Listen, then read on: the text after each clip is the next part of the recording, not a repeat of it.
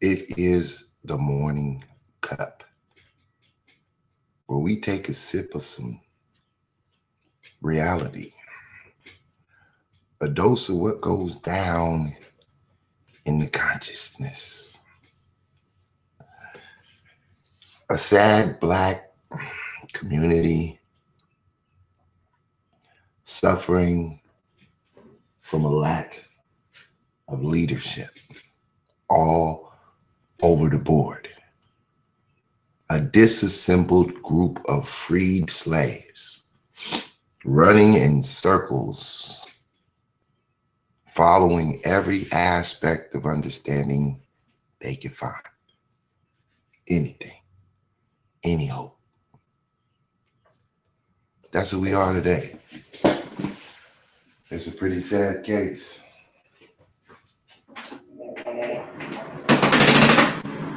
So here is the voice of reason.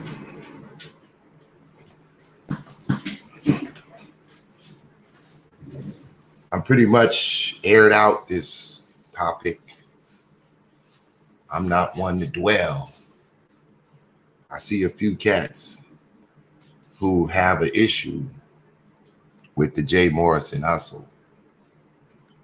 Tulsa, Oklahoma Katrina Disaster Fund.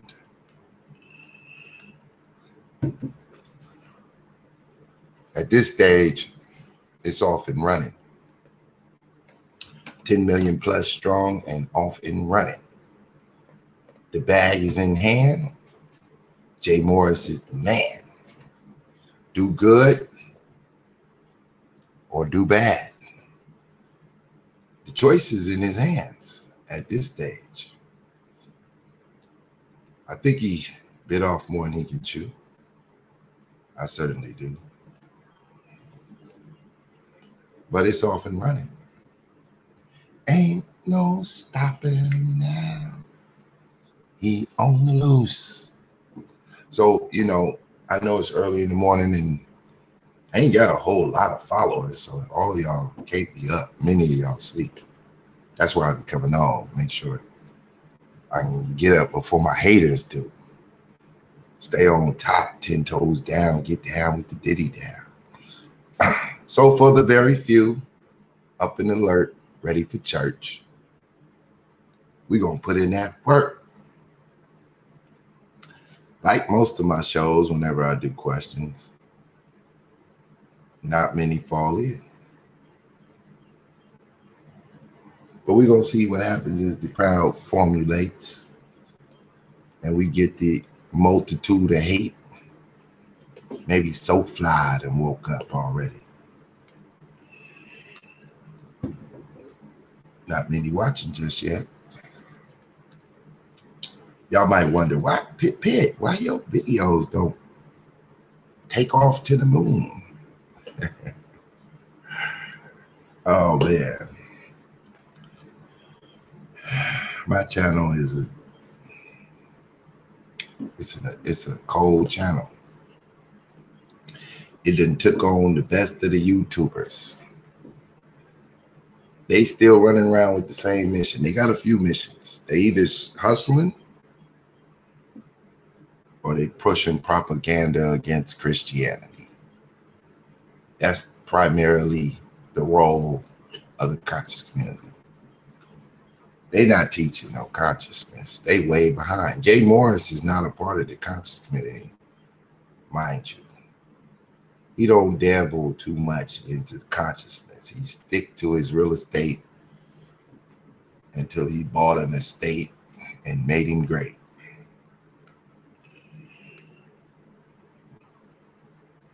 So for the very few watching, do you have any questions? I got a lot of haters that I deleted.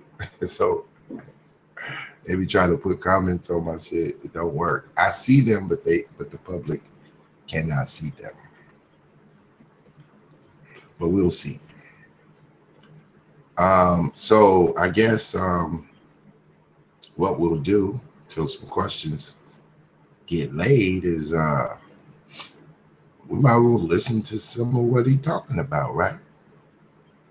He got a new video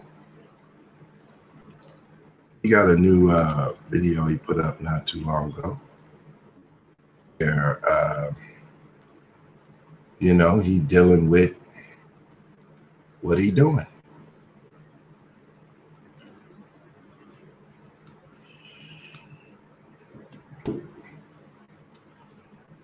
Well, let's go in there and see. This was some funny stuff, man. This was some funny stuff. Not right for these. What are they? I mean, what for these financial whatevers? These people, these experts, these people that say this is unfair. How can you knock another entrepreneur's business model when you have not taken their risk? How could you say Pizza Hut, you're charging too much? Nike, you're charging too much. Apple, you're charging too much, but you haven't taken their risk. You didn't come out of pocket 60 grand for an attorney. So then people say, well, I read the SEC filing, and the SEC filing says you guys only invested $20,000. So let your big brother teach you something. Like I told you, I don't argue. I only debate with my equals. Dr. Clark. I think I read to Dr. Clark. See, this is when I started just saying, come on, dude, shut the fuck up with that bullshit. I shouldn't even listen to this because it's going to hype me up. And it's too early in the morning to be hyped up. Too early in the morning. Crack a dawn in. It's too early. I'm just waiting on some questions. Maybe somebody feels, well, my room ain't really popping yet. We just got a couple people watching. They not gonna speak. Those are my shadow boxers in the cut watching. Welcome to the show, shadow boxers. I'm gonna let his audio play a little bit so we can, you know, be entertained a little bit. Somebody thought he was talking to me. I'm like, nah, he ain't talking to me in this shit right here. This ain't got nothing to do with me. There's some haters, but this ain't got nothing to do with me. I'm laying out facts. And I got investment gurus richer than his whole fund. They not go invest. Hold on, be strong. I teach everyone else. So why you see the SEC filing only saying we invested that much money? Because had we invested all of our investment from the Tulsa real estate fund, right? And I don't even have the exact number, but I'm going to tell you it's anywhere between 150K to 200K or better that we've invested into making this happen. Had we done this from the Tulsa real estate fund, guess who would owe us when we went public? The Tulsa real estate fund. Okay, let's use our nigga knowledge, our nigga logic. So, a pool of people called crowd investors hire a guy to manage their funds.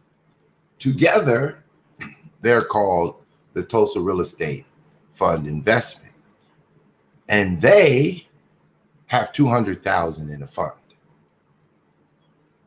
Now, the fund, which they are, pays for the fees to hire an attorney which works for the company.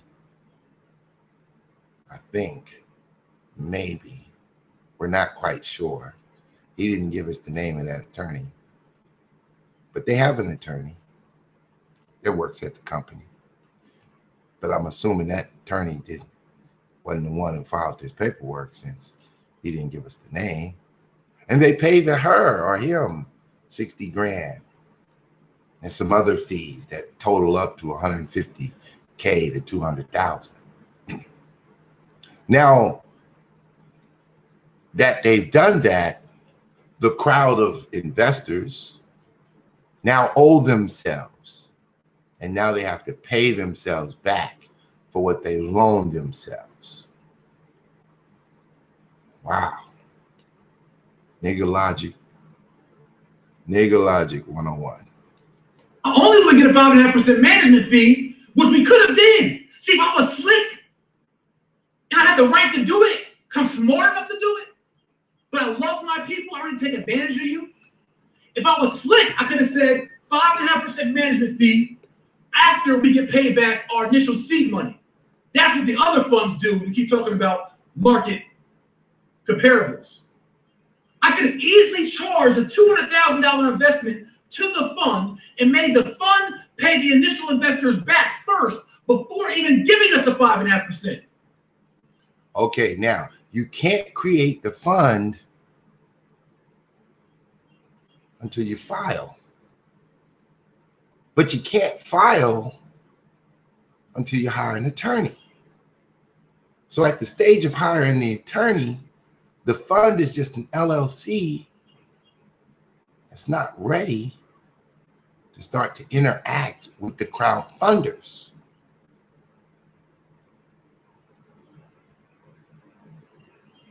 No one has yet put any money in to be charged. He didn't present it to the public until June 1st. Prior to June 1st, it was just an LLC. Anybody can set up an LLC on shit. LegalZoom will get you cracking. Don't need their lawyer group that designed the site. One of O.J. Simpson's lawyers created LegalZoom.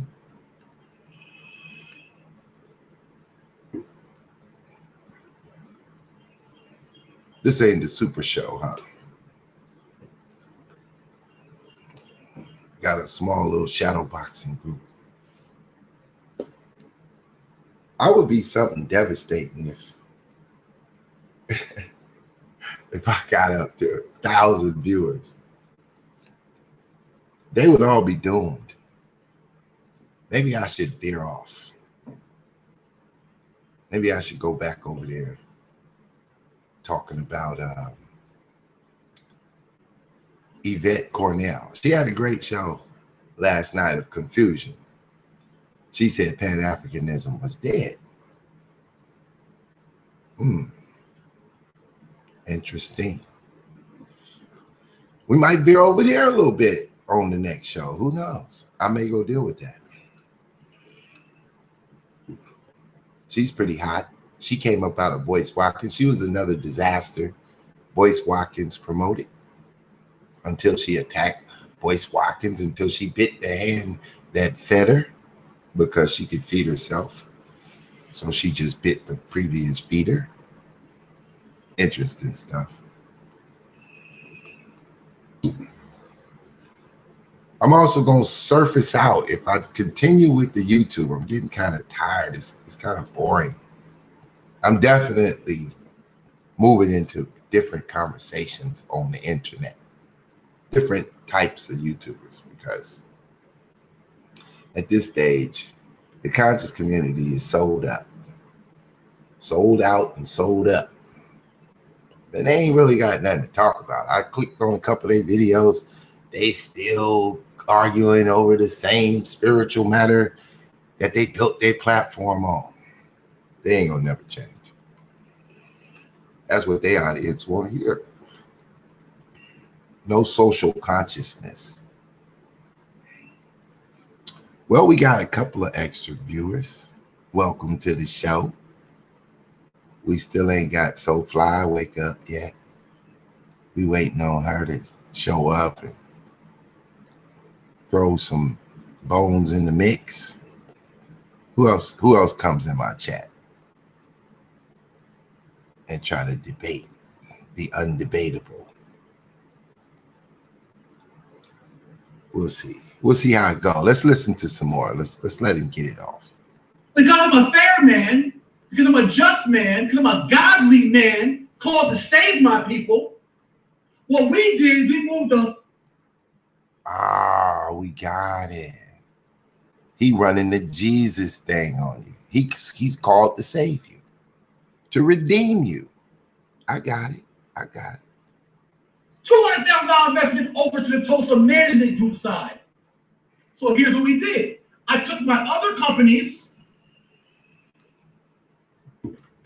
I had my other companies loan money to Tulsa Management Group. Tulsa Management Group paid out all the expenses, except for the 15 or 20,000 you seen, which we really would have been that, but that was some paperwork, whatever. Okay. So now he has management. So now he has another LLC that's not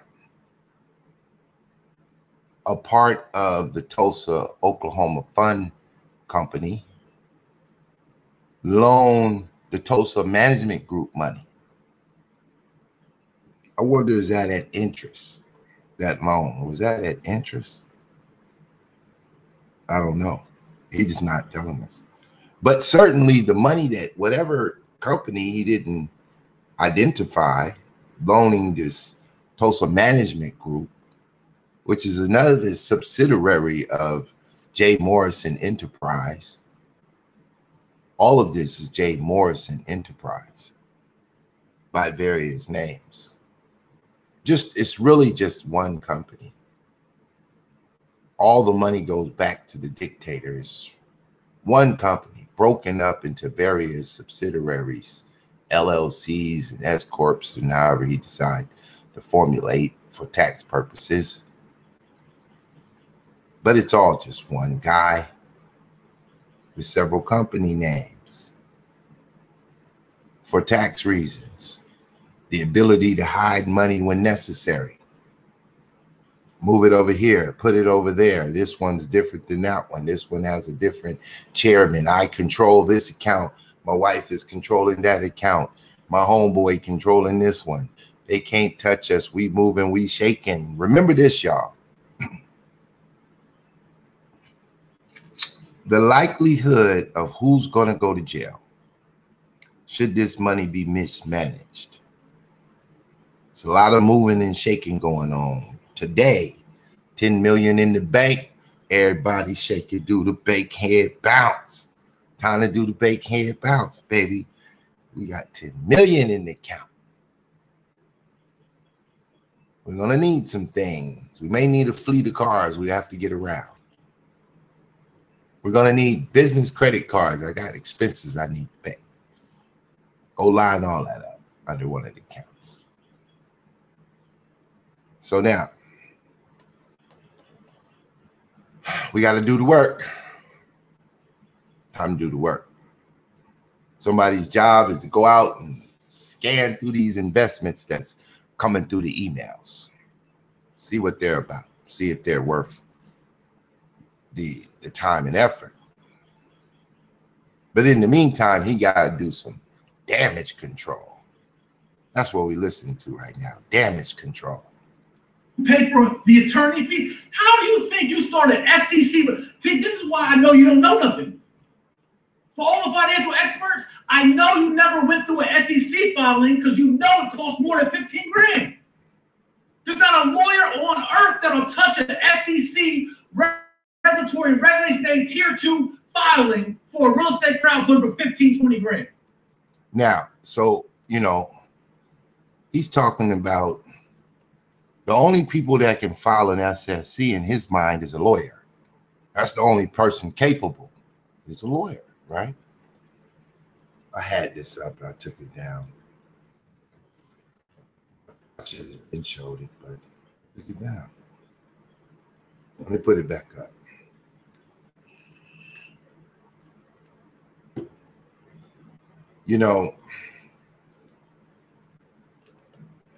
That's not what we're looking for.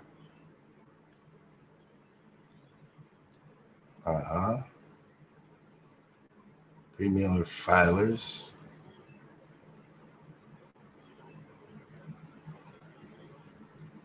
Yeah. Get a quote. There's a lot of stuff on the internet.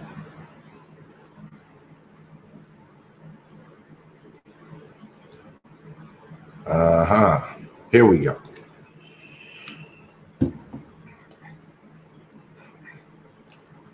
Man, where's my thing? That's not the one I had. There we go.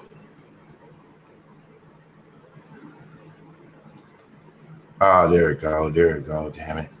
Hold on. Be strong. Just bear with me, man. We're not trying to go viral. We're just trying to get to some hardcore information. Hang in there. I finally found it. All right. I found it. Y'all still with me? Hey, it's the Million Man Movement. I went and checked out your channel, Million Man Movement, and I see you have a gripe with it. I see you did a little editing on your videos. Oh, you're the guy, huh? You're the lucky million man. You're the one in the million man in this movement.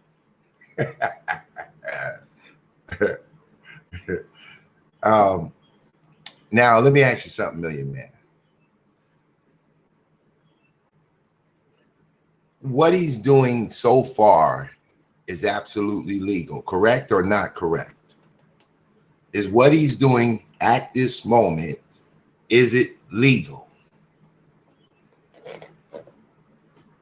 Answer that for me, sir. And if you want to come on the show and talk, just put your email in the chat and I'll send you the link. And you don't have to show your face. You can let us see your logo. And okay, so you do have your mind right there. So far, he's created a legal entity. And so far, what he's doing is absolutely legal. But it is very similar to previous hustles by Kurt Wright. Are you familiar with Kurt Wright, Million Man Movement? And Ephraim Taylor. Did you know about Ephraim Taylor, Mr. Million Man Movement?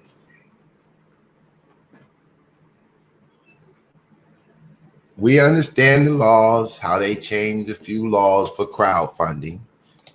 You know, we got that part. I played an Asian guy who broke that down for us pretty well. And we understand a few different changes. You know, white folks want to get to the money. No and no. So Million Man Movement, you really need to go Google Ephraim Taylor. Let me pull him up. Well, let me see. Ephraim Taylor. And Kurt Wright.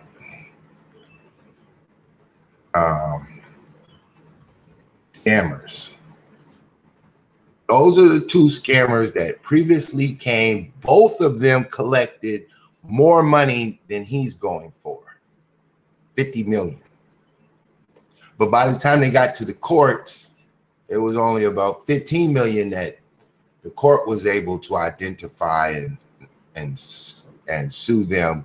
Ephraim Taylor got 20 years. His associate, her name was Connor. She got 5 years. She's already out. I wish she, you know, she probably don't want to come out and talk because I'm sure after doing that 5 years, she probably serving. No, she wouldn't even be serving probation. She'd be done. She chilling. She went to jail in like 2010, 2011.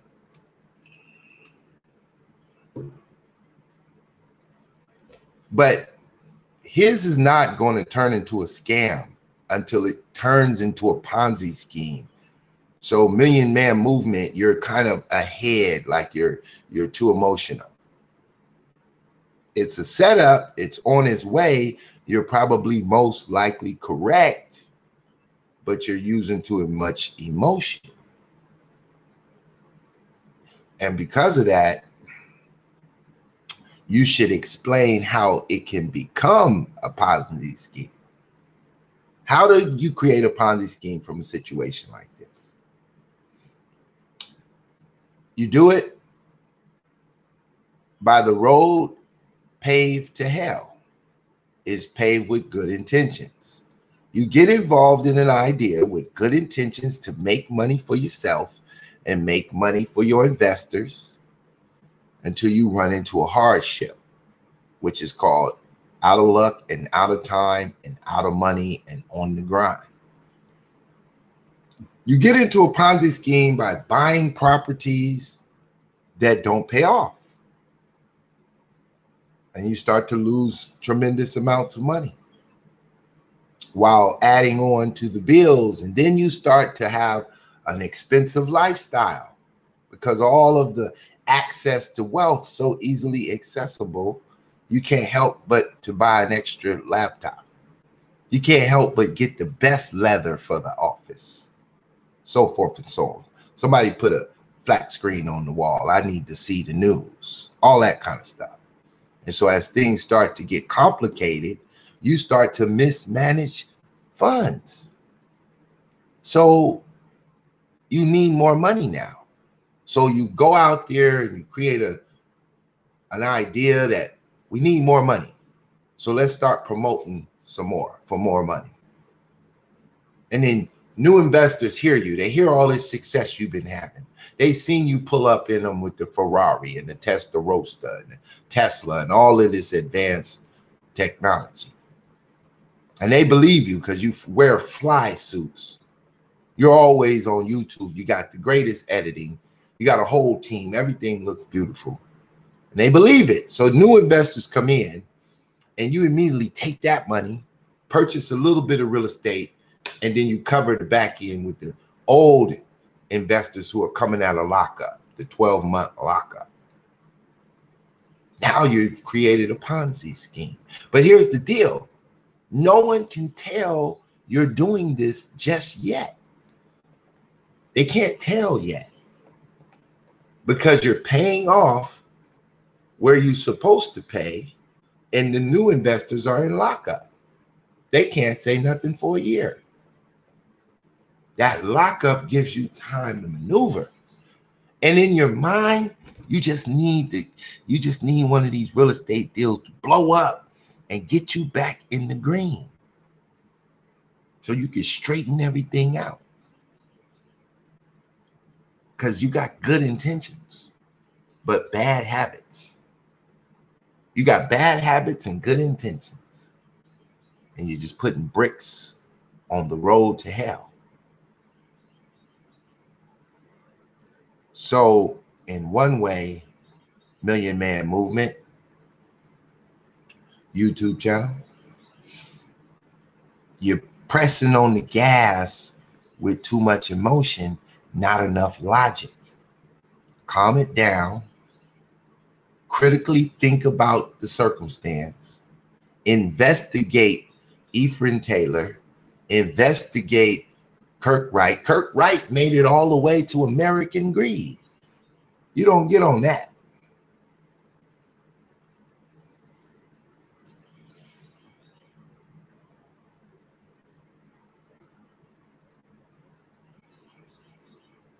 See, once again, you're still pushing emotion. You feel with too much personal baggage to the circumstance. It's clogging up your logic. He ain't selling to black people. He's selling to anybody willing to buy. It's just that white people don't listen to black people. And so it's easier to speak to black people. But trust me, there are many black scammers that all they targeted was white folks because what they were saying was attractive to white folks, and black people would never listen to that particular black guy.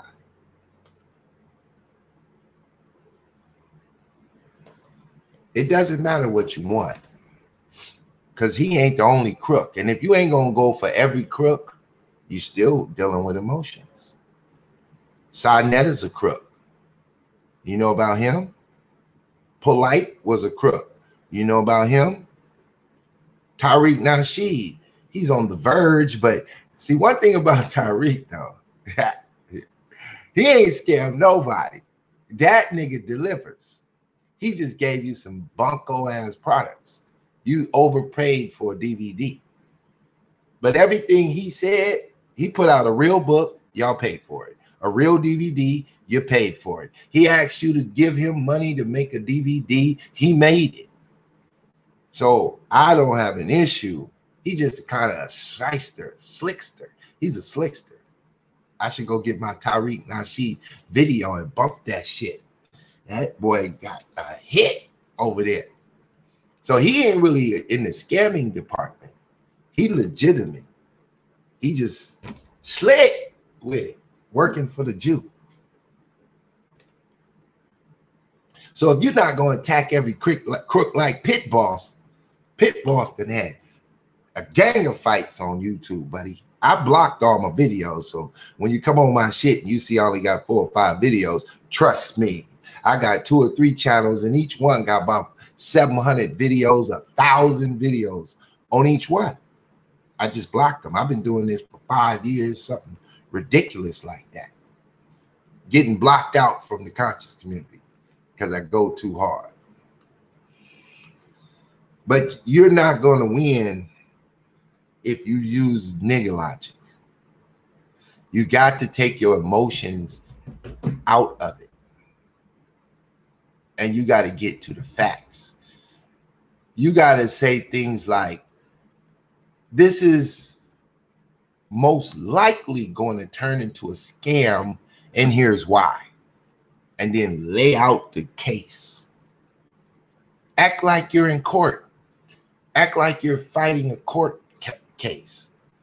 And be intelligent about the approach. Don't use the fancy editing tricks to try to get a laugh, because you have a lot of emotions involved. I want their project to be successful at the same time. It could work. It can't work. What are you talking about? It's just a stupid plan. That's correct. Like if you climb a mountain in the church clothes, it might work, but it's dumb shit to do. Huh? Like if you climb a mountain in church clothes. Oh. You talk about sliding up Mount Everest with some hard shoes on. Your ass off the chain. I don't want to win as long as these people understand that they are investing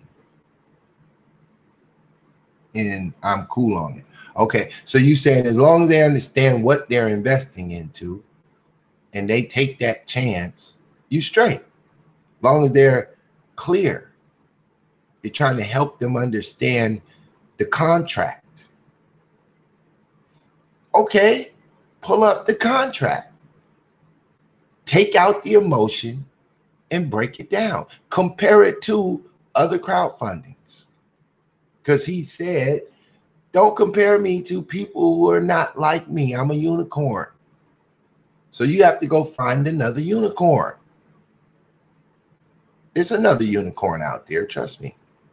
He ain't the only unicorn running around. There's a bunch of unicorns out there. It'd be better if you drop your email and so we could hear you.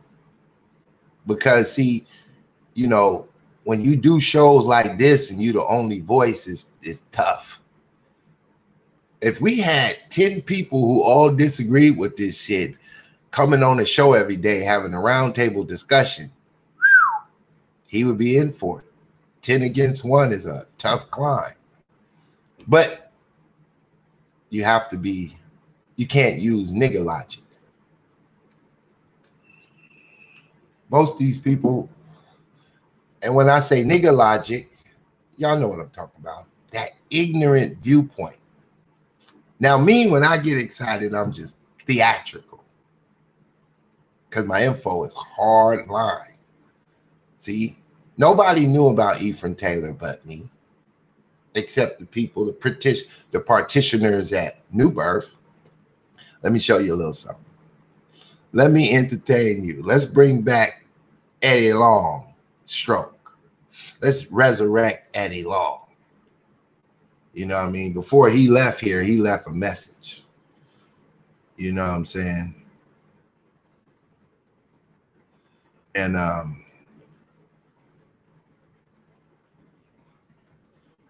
we want to bring that message back. This is for you, for my man here, who don't know what's really going on in the world of scammers, right? So, you know, Pit Boss is here to direct you, because this ain't my fight. Trust me. I mean, it's not my fight to stop this. I don't give a shit. I'm just doing something for my particular channel and my particular viewers who donate their little 10s and 20s once a month. You know, that's why I'm doing it. Other than that, I wouldn't give a shit. I still wouldn't invest, and I still wouldn't give a shit. I would just know, like, hey, bro. But here we go. Imagine this is Eddie Long talking to the future Jay Morrison, but at his time, the current Ephraim Taylor. Check it out. Let you know about a situation that we have, and one that touches my heart deeply, and one that I'm working along with my parishioners and my leaders to resolve. A couple of years ago, about a year ago, we had a financial seminar here at the church, and we do many financial seminars and other people that we bring into the congregation to help empower the congregation, help empower the community. We've been known for bringing major speakers from around the world for empowerment, to strengthen, so there'd be a better quality of life. We have more productive citizens, people who can help others. So with all that, we had City Capital come in, Mr. Ephraim Taylor, who came and ran a wonderful seminar for us. But at the same time, we found out later that some of our members had made some investments in IRAs, retirement accounts, through his business. And through that, collectively, about $1 million has been not returned. The investment has gone sour. And I'm making an appeal, because once they shared with me the hardship, once they shared with me what's going on with their families, and I am a pastor. I have compassion for people. My whole life is dedicated to helping people establish a legacy for them to pass on to their children's children. I have made appeals to Mr. Taylor. I made appeals to City Capital. And I'm asking you to join with me to make an appeal to Ephraim Taylor and City Capital, that they would return as soon as possible the funds, and with interest preferably, to those who have invested in good faith, who invested because of their love of God, invested because of their love of family. And we're standing with them, we're praying for them. But I want to let you know, New Birth received, nor myself, any financial blessing or gift from Ephraim Taylor or City Capital. It was strictly done to help members, help people in the community to grow and to have a life. And at this moment, we're joining together as a community to bring answers, to bring resolve, and to come out forward, that you would join me in helping me get their funds back and making an appeal to Ephraim Taylor as I'm making it now. Please do what's right. You're a great fellow. You're a great man. You do great things. Let's settle this so these families can move on. God bless you, and thank you for this time. Boom. I don't know if y'all could hear that. I know the audio is pretty low. We'll see.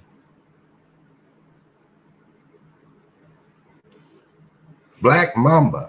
That was Eddie Long making an appeal to a man named Ephraim Taylor, who had taken $1 million from his petitioners on a financial crowdfunding real estate investment fund called Capital City at the time. I don't know if y'all could hear that. See, everybody with black people, they're so already set and already emotional that the logic can't come out, because we start off emotionally charged from white folks already abusing us, from being broke too long, from having bad relationships, from the movie Roots. All types of shit got us all wound up. That government cheese still stuck up in you. Something got your ass all riled up. That every time you try to show black people something, they look at the person and never hear the message. If you was one of those people who had lost 25 grand to Ephraim Taylor, hell yeah, you want Eddie Long to come out and say something, shit, get my money back.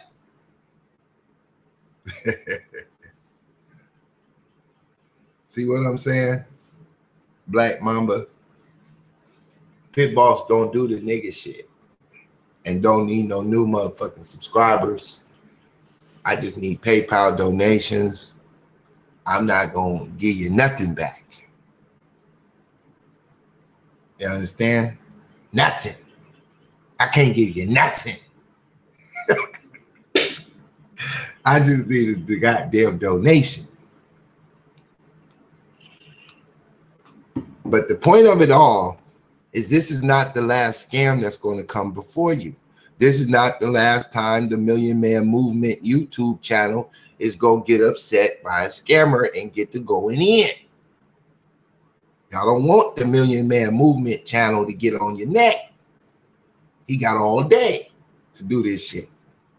Pit Boss, on the other hand, I'm just addressing an issue and a topic. I address many topics. I talk about a lot of scammers.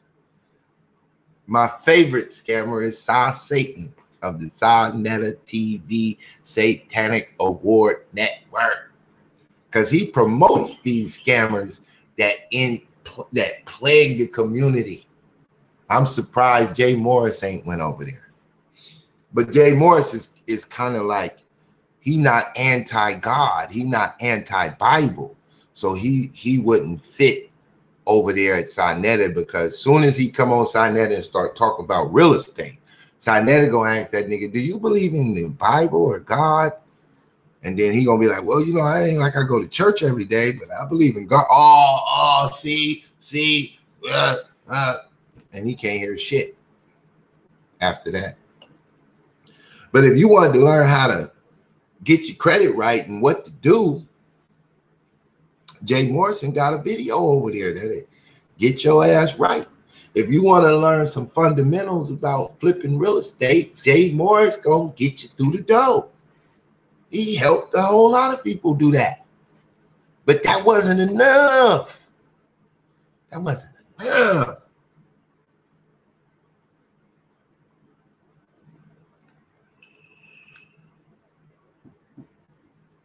The Million Man Movement says he got a full SEC review, point by point, that shows him telling the people something completely different from what he is telling the SEC he plans on doing.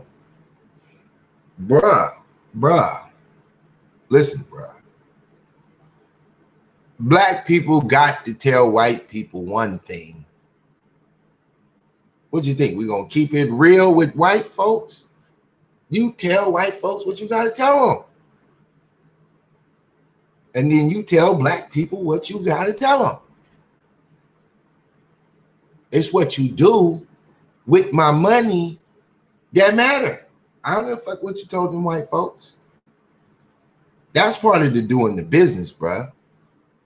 You might got to put what you got to put on that application. What the fuck, y'all? What y'all need to hear? I'm going to tell you what you need to hear. That's every person doing business. See, you putting too much emotion. That's why he told you. If he talking to you, he told you, nigga, hold up. And I'm not going in on your Million Man Movement. I understand. I just think you got too much emotion tied to the bag. And you need to use pure logic. Get rid of the nigga logic and institute pure logic. That's one of the 4 agreements. Never make an assumption.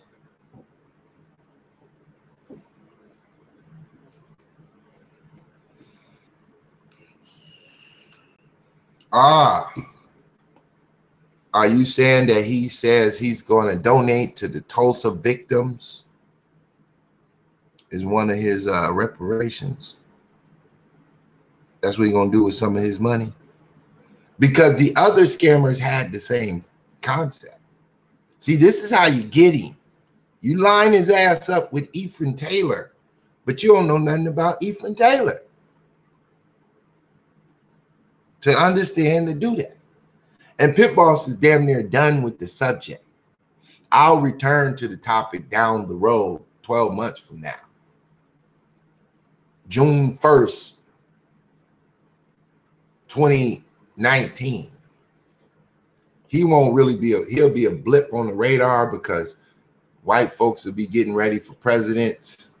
And whenever they get ready to run their presidents, black issues go away for the whole year. We mad about, you know, Donald Trump and felt a girl on the ass, you know, we trip about that type of shit.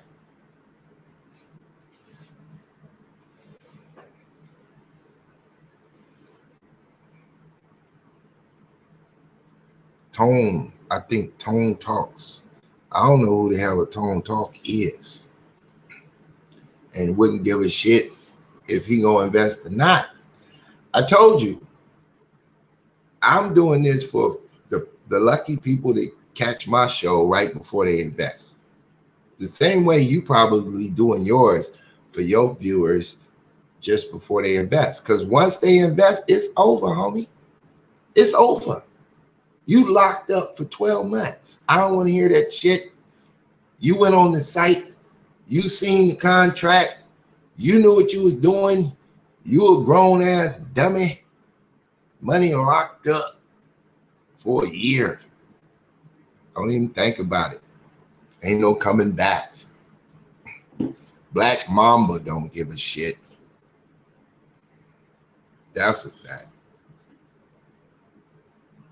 So let's go to this SEC filing. Because, you know, all this shit's on the internet, man. We live in the information age. You don't even know, nigga. This is the U.S. Securities and Exchange Commission. You understand?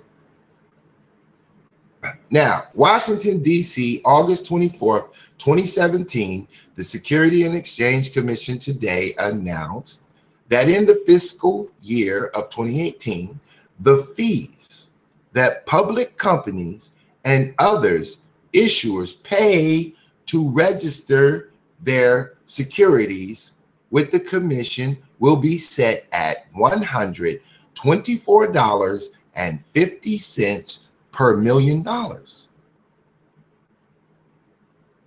I mean, case closed, suitcase filled with clothes. That's what it costs per $1 million to file your fees. I mean, to file your companies. The securities law require the commission to make annual adjustments to the rates for fees paid under Section CB of the Securities Act of 1933. Oh shit, that's the year that the Jew did a number on you. And Section 13E and 14G of the Securities Exchange Act of 1934. The commissions must set rates for the fees paid under Section 6B, two levels that the commission project will generate collections equal to annual statutory target amounts. The commission's projections are calculated using methodology developed in consultation with the Congressional Budget Office and the Office of Management and Budget. The statutory target amount for the fiscal year of 2018 is $620 million. The annual adjustment to the rate under Section 6B also sets the annual adjustment to the fees rate under Section 13E and 14G. And you know, you can slide all the way through there, and you know, I'm sure you can go deeper than this. We just doing a YouTube show. underpaid, underworked. That's all. That's all. Yeah. You usually never set up an LLC properly without consulting a lawyer. Is it necessary? No. Does it make sense? Yes. Why? Because lawyers say, if you let me do it for a fee and you get in trouble down the road, I'll work for you for free on anything I cause to happen, and I'll settle the matter for free. That's why you pay lawyers. Protection. You can also use a what do they call them? The people that work for lawyers that do all the research.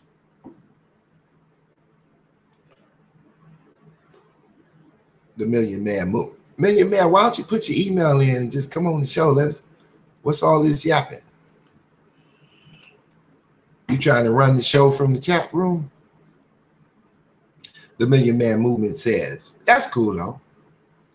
If this paralegal, there you go, Black Mamba, you don't give a shit about no Christians. You don't like them Christians, do you, Black Mamba? Let me go check you out real quick. I'm gonna get back to the Million Man Movement. I can tell if you got videos or likes or anything, Black Mamba ain't got no subscribers. Damn it, that's bad for you, Black Mamba. See, in this YouTube era, the trolls make 10 accounts. But you cool though. You ain't doing nothing wrong. I can read into people. I can tell when it's my other trolls with new accounts. They still have the same emotions in everything they write. As soon as they walk, I'll be like, Sonetta, what your ass doing in here as the Happy Christian? Sonetta got a channel called The Happy Christian. Run around YouTube with straight devil.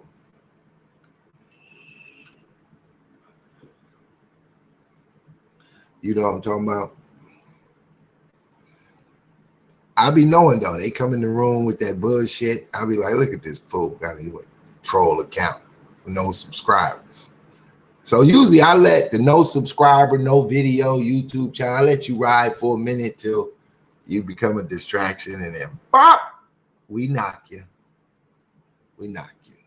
But as long as you're in there, you know, legitimately engaging, it's cool. I don't even care, you know.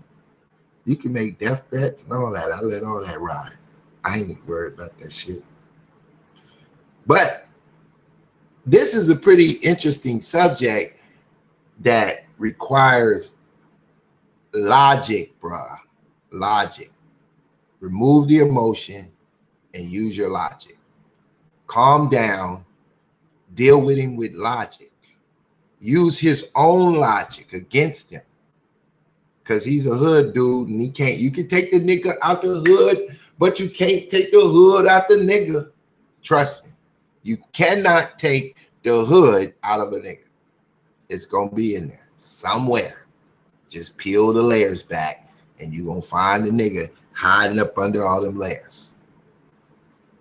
Hey, it's the fly girl. Are you a girl or a guy so fly? Are you a girl or a guy? Yep, Nelly Fuller logic. That's some clarity. Nelly Fuller is only faltering on one aspect, that he couldn't find the inspiration of God in his information. He's not against it. He just couldn't find it in his information. I listen to tons of Nelly Fuller. I promote Nelly Fuller all the time. I got his books laying on the desk. Nelly Fuller gave us the black codes. The black codes could get you some shit settled around here. But the black codes is harder than the 10 Commandments. Did you know that? Nelly Fuller black codes is harder to accomplish than the 10 Commandments. That nigga don't want you interacting at all. He said, look, when you go to somebody's house to install an air conditioner, don't say a goddamn thing.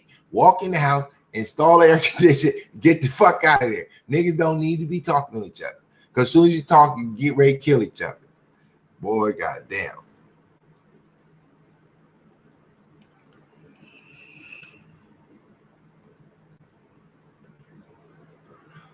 Trust me, Million Man Movement. You just don't know. Pit Boss. I got trolls, man. You don't possibly got as many trolls as me. You don't possibly got as many haters as me. Because if you ain't banging against these niggas pushing Satanism, you ain't even in a real fight. You ain't even in a real fight. Fighting a nigga who's scamming for money ain't shit. Fight one of these niggas out here trying to destroy the Bible. And the whole motherfucking conscious community will be against you. That's a fight. Spirituality. We fight against principalities. We don't fight against niggas with money. Them niggas is crazy. He says, don't follow people, follow the logic. So Fly, you want to come on the show? We got to figure out if you're a white girl in the chat room.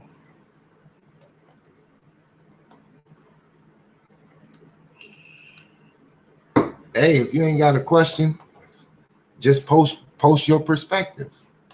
I'm not tripping. You're engaged in the show. I just put a title up, you know. I don't be giving a shit. Once we go live, I do my thing. People know Pit Boss. You're not aware. You don't want me to go back in my arsenal. You know, I still got all my videos on YouTube. They just on private. You don't want me to go back and go get the Sinetta effect or some shit like that. 5 hours of smashing on the nigga so cold.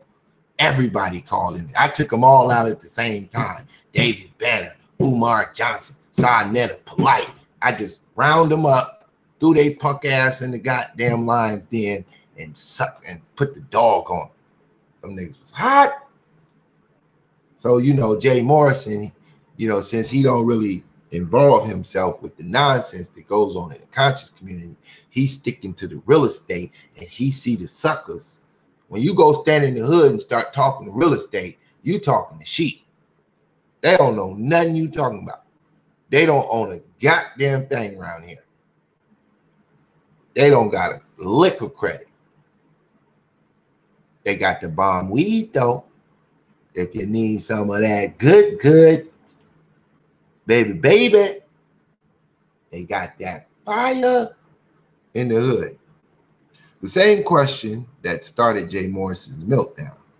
Are the shares going to be diluted?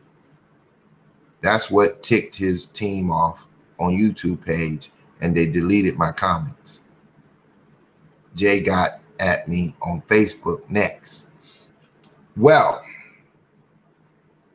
most companies do split the stock at a specific time that they're ready to raise money. That's a dilution. That's a tactic in the financial game. But that comes later after you need to raise more money. Let's assume he only sells half the shares. He doesn't need to do that. He got 25 million. All he has to do is go on another campaign. He can always raise funds. Once he reached that 50 million, that's the end of the rope. That's the end of the rope. And so he can split the stock and continue to charge 50% a share. Everybody money's doubles.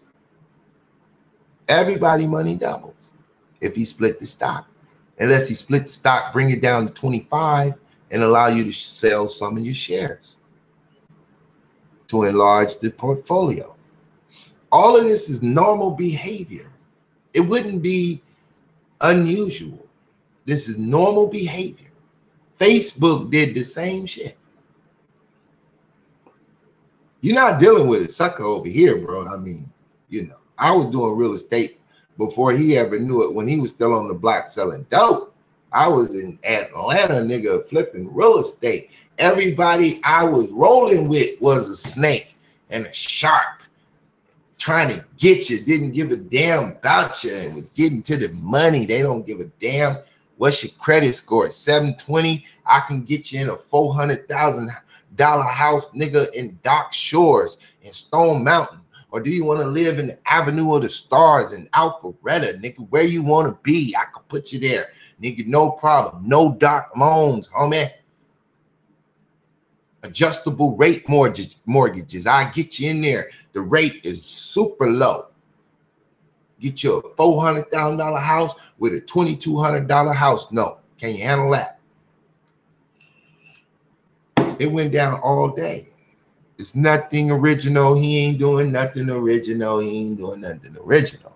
What he thinks is original is that he filed for an SEC. Well, let me see if the SEC gonna let you be. As soon as you trip on the money, man, the SEC gonna knock that dough. They got the IRS and the DEA and the FBI. I'll tell you why. Mismanagement of funds gonna get you high. Sometimes I start rapping. Don't knock me. I came out the industry. I used to sit in the studios with the rappers all day long. Dungeon up, baby. See, Million Man March, you don't even understand collectivism. When you find people that you can cheer for because they're pushing your line, you're supposed to reinforce it. I went to your channel, right? I do, man, trust me, man. I've been doing this YouTube shit before all y'all. Trust me, I'm a vet. And you can bet. I went to your channel, not one video is really getting no views. You got one or two. And you need some help. That's why I'm talking about you. People might click on your shit. You know, those that really want to join the fight. But see, the reality is that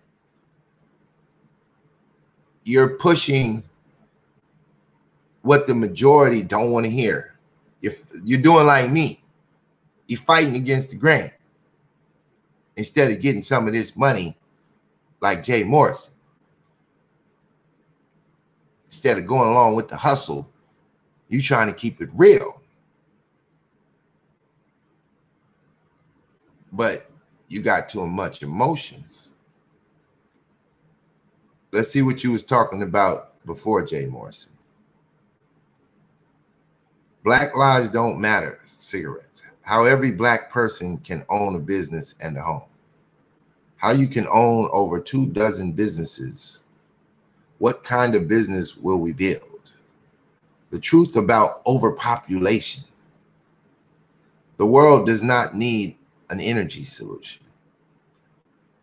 If 1 million black people owned a corporation, 8 months ago, that's what you was on. Let's see. Let's give you some shine. Anyone and everyone who sponsors a $100 or more donation will cross the threshold and be granted investment securities or a share of ownership in the organization. This is an actual purchase at the $100 threshold. The employees of the organization, or the partners of the organization rather, will all have 4 levels of pay. The levels of pay are based on education, military service, work ethic, and merit of excellence. Meaning, if you come to work on time, if you stay out of legal trouble, that determines your merit of excellence. If you are a hard worker, if you boost the morality of the team. So when it comes to the 4 levels of pay, the first one is $20,000 annually, and that's for no high school diploma or equivalent. So if you don't have a high school diploma, you'll come in at our substandard level of $20,000 per year, which is almost double what you can expect to make if you work at the federal minimum wage at 40 hours a week at some place like a fast food restaurant. The minimum wage has not kept up with inflation. If it did, it would be around $19 per hour, which would cripple a lot of restaurants, organizations. Fast food restaurants would be the first ones to go. So there may be flaws within capitalism itself. And this is one of the movements that helps solve that issue. So our standard level is $40,000 annually. And that's for anyone who has a high school diploma or equivalent. Now, if only 2 out of every 3 Black students graduate in the United States, it's around 67%. This obviously creates a high level incentive for our kids in our communities of all races and both sexes to complete high school and at least obtain a high school diploma. The per capita income average in the United States of America is around $27,000, and that number includes millionaires and billionaires. So there are a lot of people that fall far below that mark. So $40,000 annually from a company that you own a part of means you are granted a different chance at life. You are granted a different economic playing field. $60,000 for any college degree or honorable discharge from military service under 5 years service. Now, if that's not motivation for our college graduates to do better with their lives, then it doesn't exist. The average college graduate doesn't make that much money. So you really have to think about how much of a motivation this would be for anyone within the program to go to college. Not only that, they would have the funding to pay for their own college, and it would relieve a lot of universities of financial aid, because the company that they own and work for could take up the slack when it comes to financial aid from colleges, technical schools, and universities. $80,000 for more college degrees, multiple college degrees, any master's degree. Okay, what we were hearing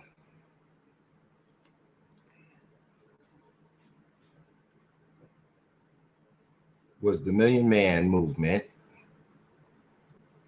expressing something about education and working and using statistics that he found on the internet, but you just don't know where to look, bro.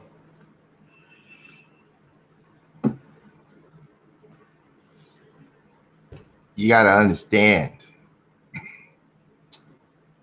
Jay Morrison cracked the code. He got with the STEM program. He sold real estate without a license. He got his credit right and just bought and sold real estate. You can do it. Can't nobody stop you. It ain't illegal. Then he got a little wiser and he started to see how many people don't have a STEM education in the world of real estate. Now, apparently you was pushing this movement in your own direction. And I understand, Jay Morrison, you say he's speaking to you and he telling you, I beat you, man. I beat you. I got to the sheep first. You couldn't get to him. You took the straight up route. You tried to keep it real. You don't understand the Jew, man.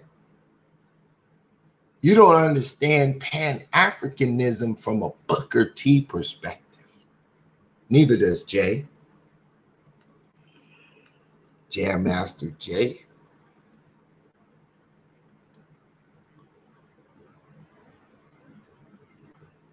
You want to debate. You want to do the Sinetta debate thing. We don't need no debates.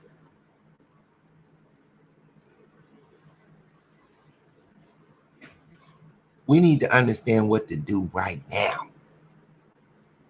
But I know why you want to debate, because if you can smash them in a debate, you might win over some viewership. And if you could just go viral. See, Jay didn't win debating.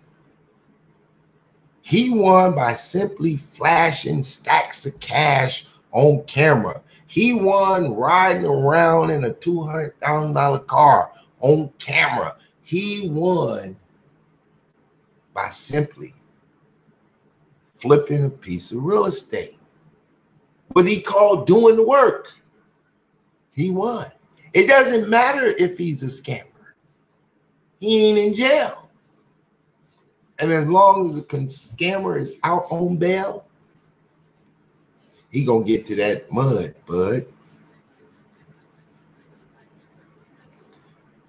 The energy that we put into trying to expose these frauds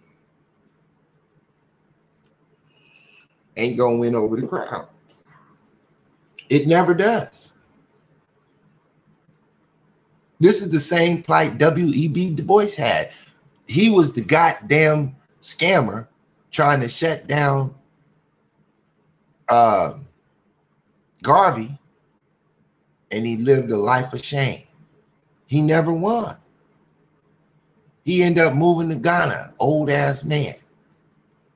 Ultimately, late in life, 90 years old, he came over to the light side and start pushing Pan-Africanism. Now he lays the rest under a red, black, and green banner on some bullshit.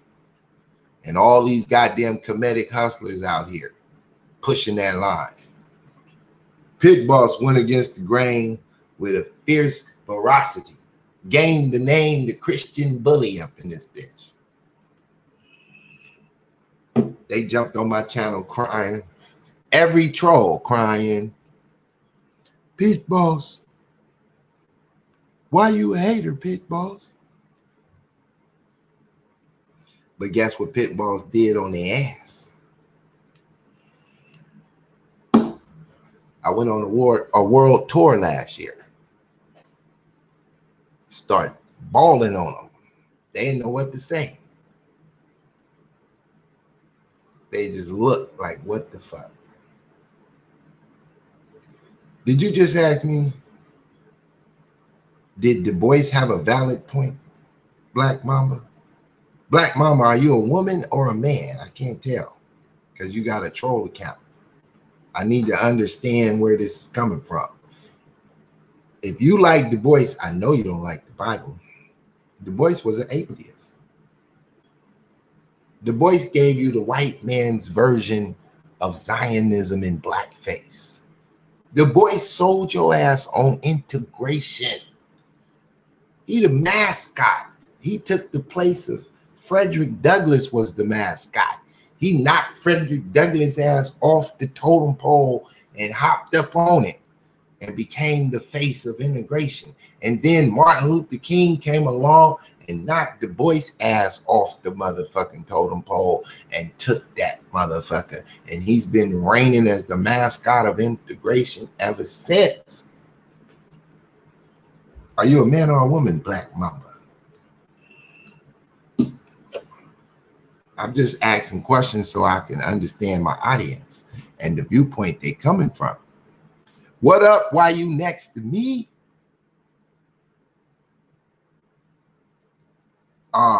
Doug, what up, Doug? Let's see what you're talking about. A woman. Okay, Black Mama. I'm going to deal with the Du Bois, but let me get to Doug real quick because I think he got a really intricate question. I haven't fully read it yet. But Doug writes, okay, I'm trying to understand.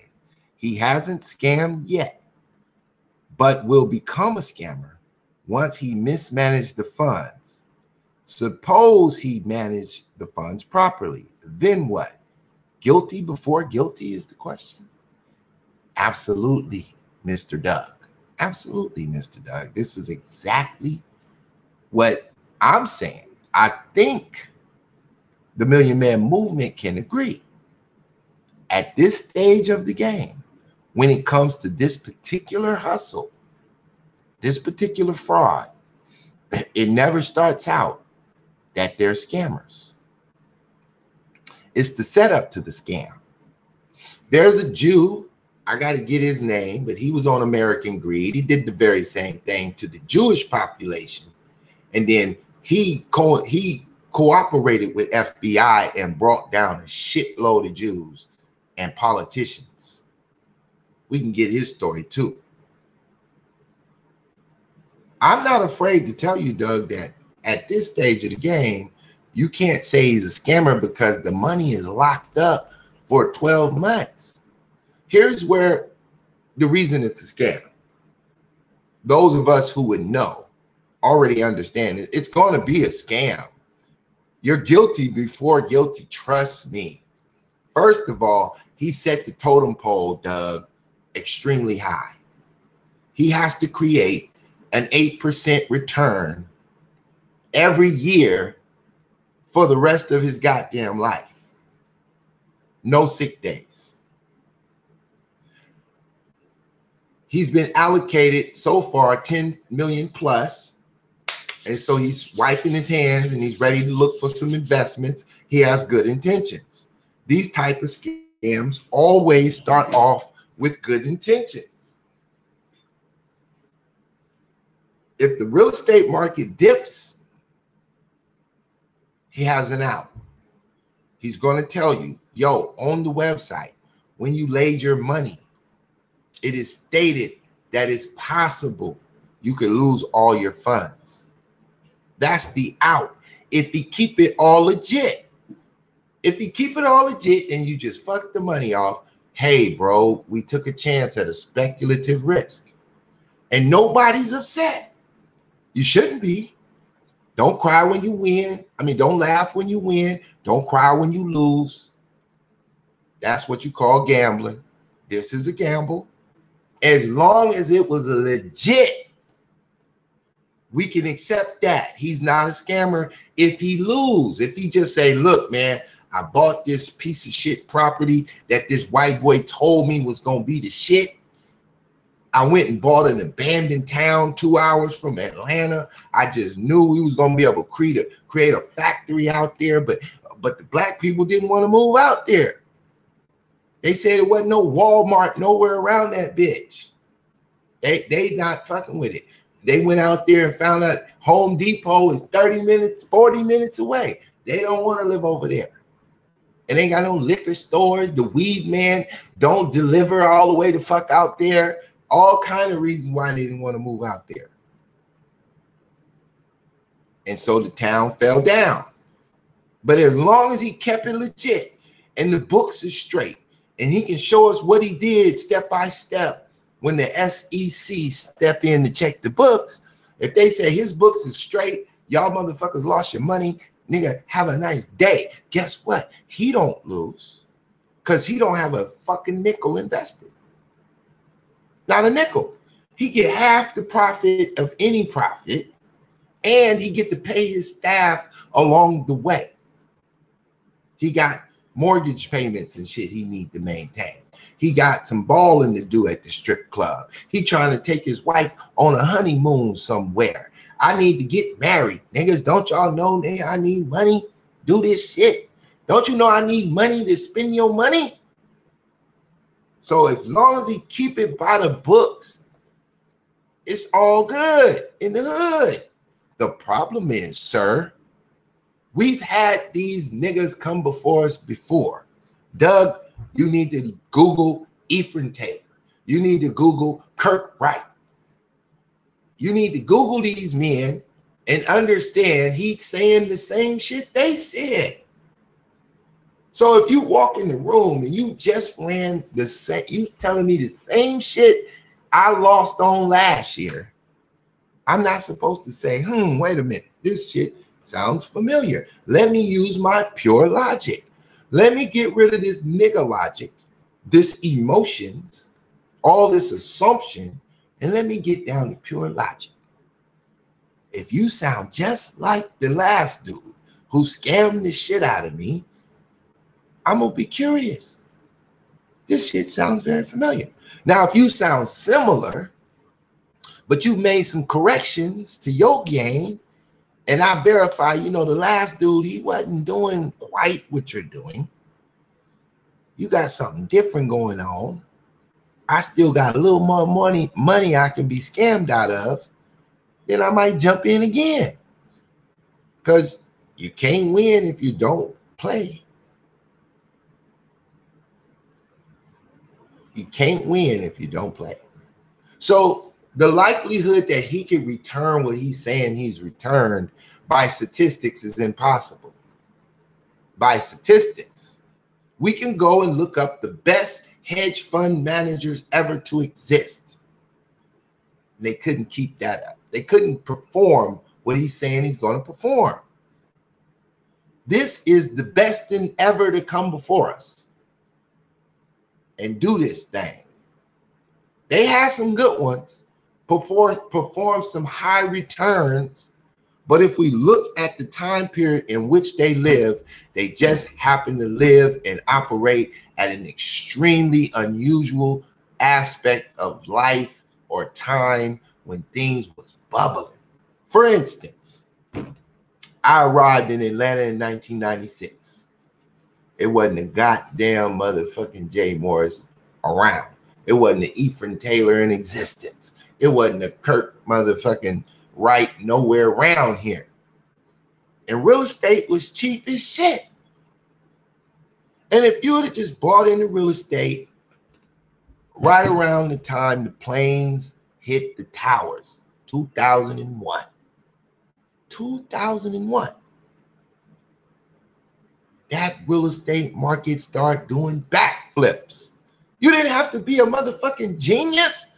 You didn't have to go to college. You just needed some goddamn credit. And you in it, and you about to bubble. And you gonna look so goddamn good. You're gonna be riding around in your fancy cars, balling.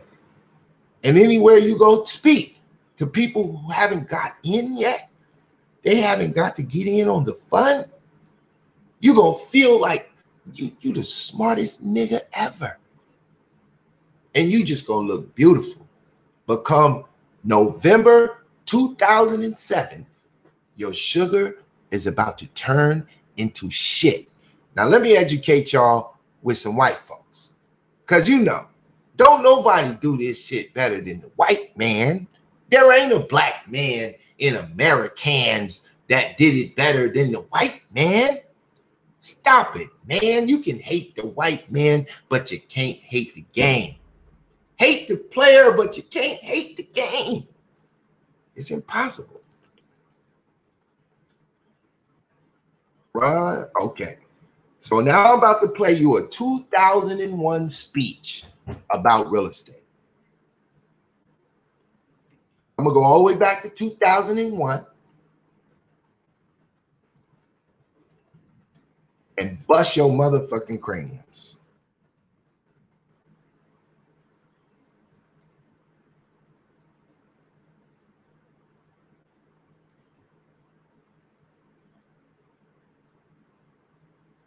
All right, hold on. Are you ready?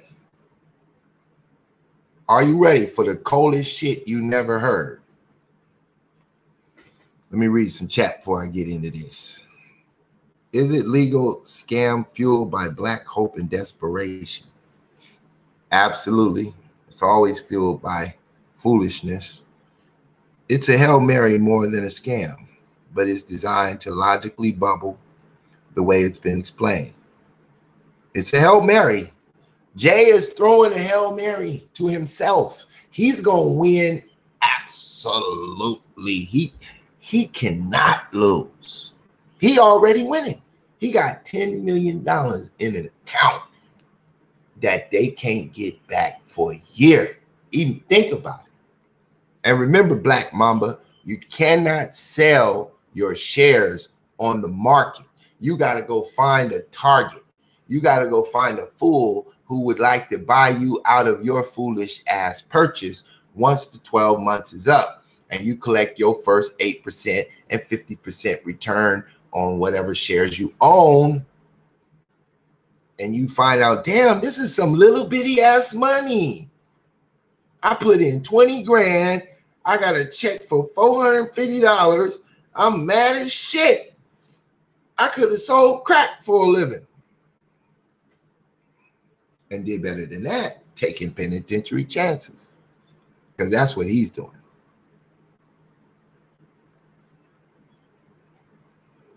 You dig? Now, let me crack y'all bubble because Pit Boss, you know, I've been around so long paying attention.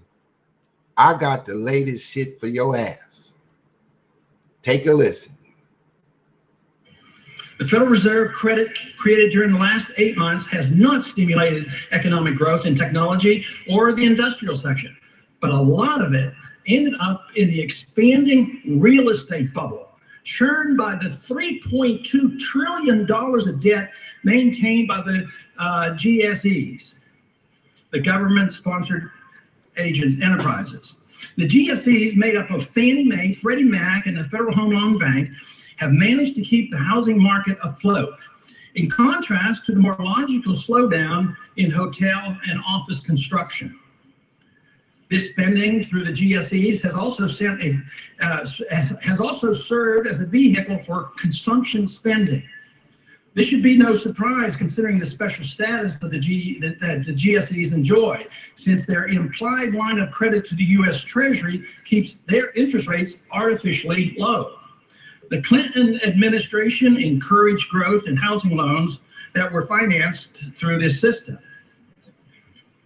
In addition, the Federal Reserve treats GSE securities with special consideration. Ever since the fall of 1999, the Fed has monetized GSE securities just as if they were U.S. Treasury bills. This message has not been lost by foreign central banks, which took their cue from the Fed and now hold over $130 billion worth of United States GSE securities. The Fed holds only $20 billion worth, but the implication is clear. Not only will the Treasury loan to the GSEs if necessary, since the line of credit is already in place, but if necessary, Congress will surely accommodate with appropriations as well, just as they did during the savings and loan crisis of the 1970s. But the Fed has indicated to the world that the GSEs are equivalent to U.S. Treasury bills, and foreign central bankers have enthusiastically accommodated, sometimes by purchasing more than $10 billion worth of these securities in 1 week alone. They are merely recycling the dollars we so generously print and spend overseas.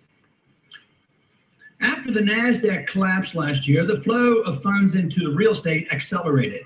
The GSEs accommodated by borrowing without restraint to subsidize new mortgages, record sales, and refinancing.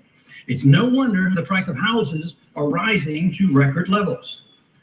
Refinancing especially helped the consumers to continue spending even in a slowing economy. It isn't surprising for high credit card debt to be frequently rolled into second mortgages, since interest on mortgage debt has the additional advantage of being tax deductible. When financial conditions warrant, leaving financial instruments such as paper assets and looking for hard assets such as houses is commonplace.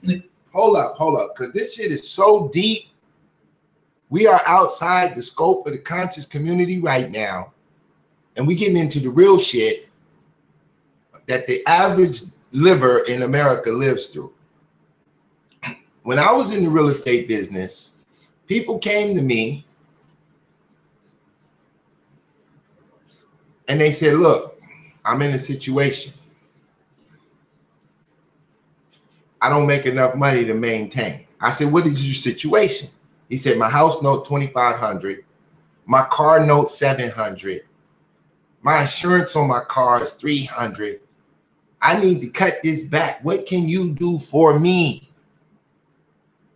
Now, this is years ago, way before Jay Morris, Pit Boss, was in this motherfucker smashing.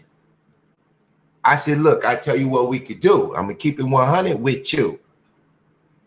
I'm going to take your credit cards and your car note, and I'm going to roll it into the equity of your home and then refinance your home. They're going to send you the note to your car. Your shit's going to be paid off and sitting in the parking lot, and your high-ass debt is rolled off too. We're going to pay that off with some of your equity in your home, because at the particular time, housing market is soaring. So this particular individual, let's assume, I can't remember exactly what he paid for the home, but let's assume he started from the home with $200,000. Got him this little $2,500 mortgage or whatever he's working with. Then he, you know, at that particular moment, he balling, so he go get a brand new truck. That's $700. And for a minute, it's all good. But then as the hustle started wearing out, however he's getting his money and it wasn't coming in, he came to me because he seen me moving and shaking through this shit. So I said, no problem. So we just simply refied, added the truck into the home. They took equity out the home, paid off the truck. The interest rate on his new ARMS loan, an adjustable rate mortgage, was much lower than the credit that he was paying for the car and on his credit cards at that particular time. But adjustable rate means what he's talking about here.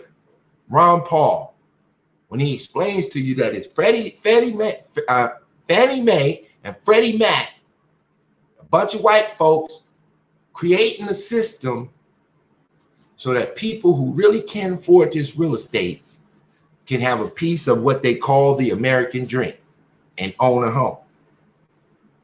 This created a fucking bubble that was bound to burst. In this very video, if y'all got the capacity to listen through 15 minutes, I'll let it play. I don't know if y'all ready to go that long though, because it's just straight info. He's sitting on the Senate floor going in. The independent who had to represent himself as a Republican, but he's really an independent. I would have voted for him if he'd have made it to the level that I could have voted for him.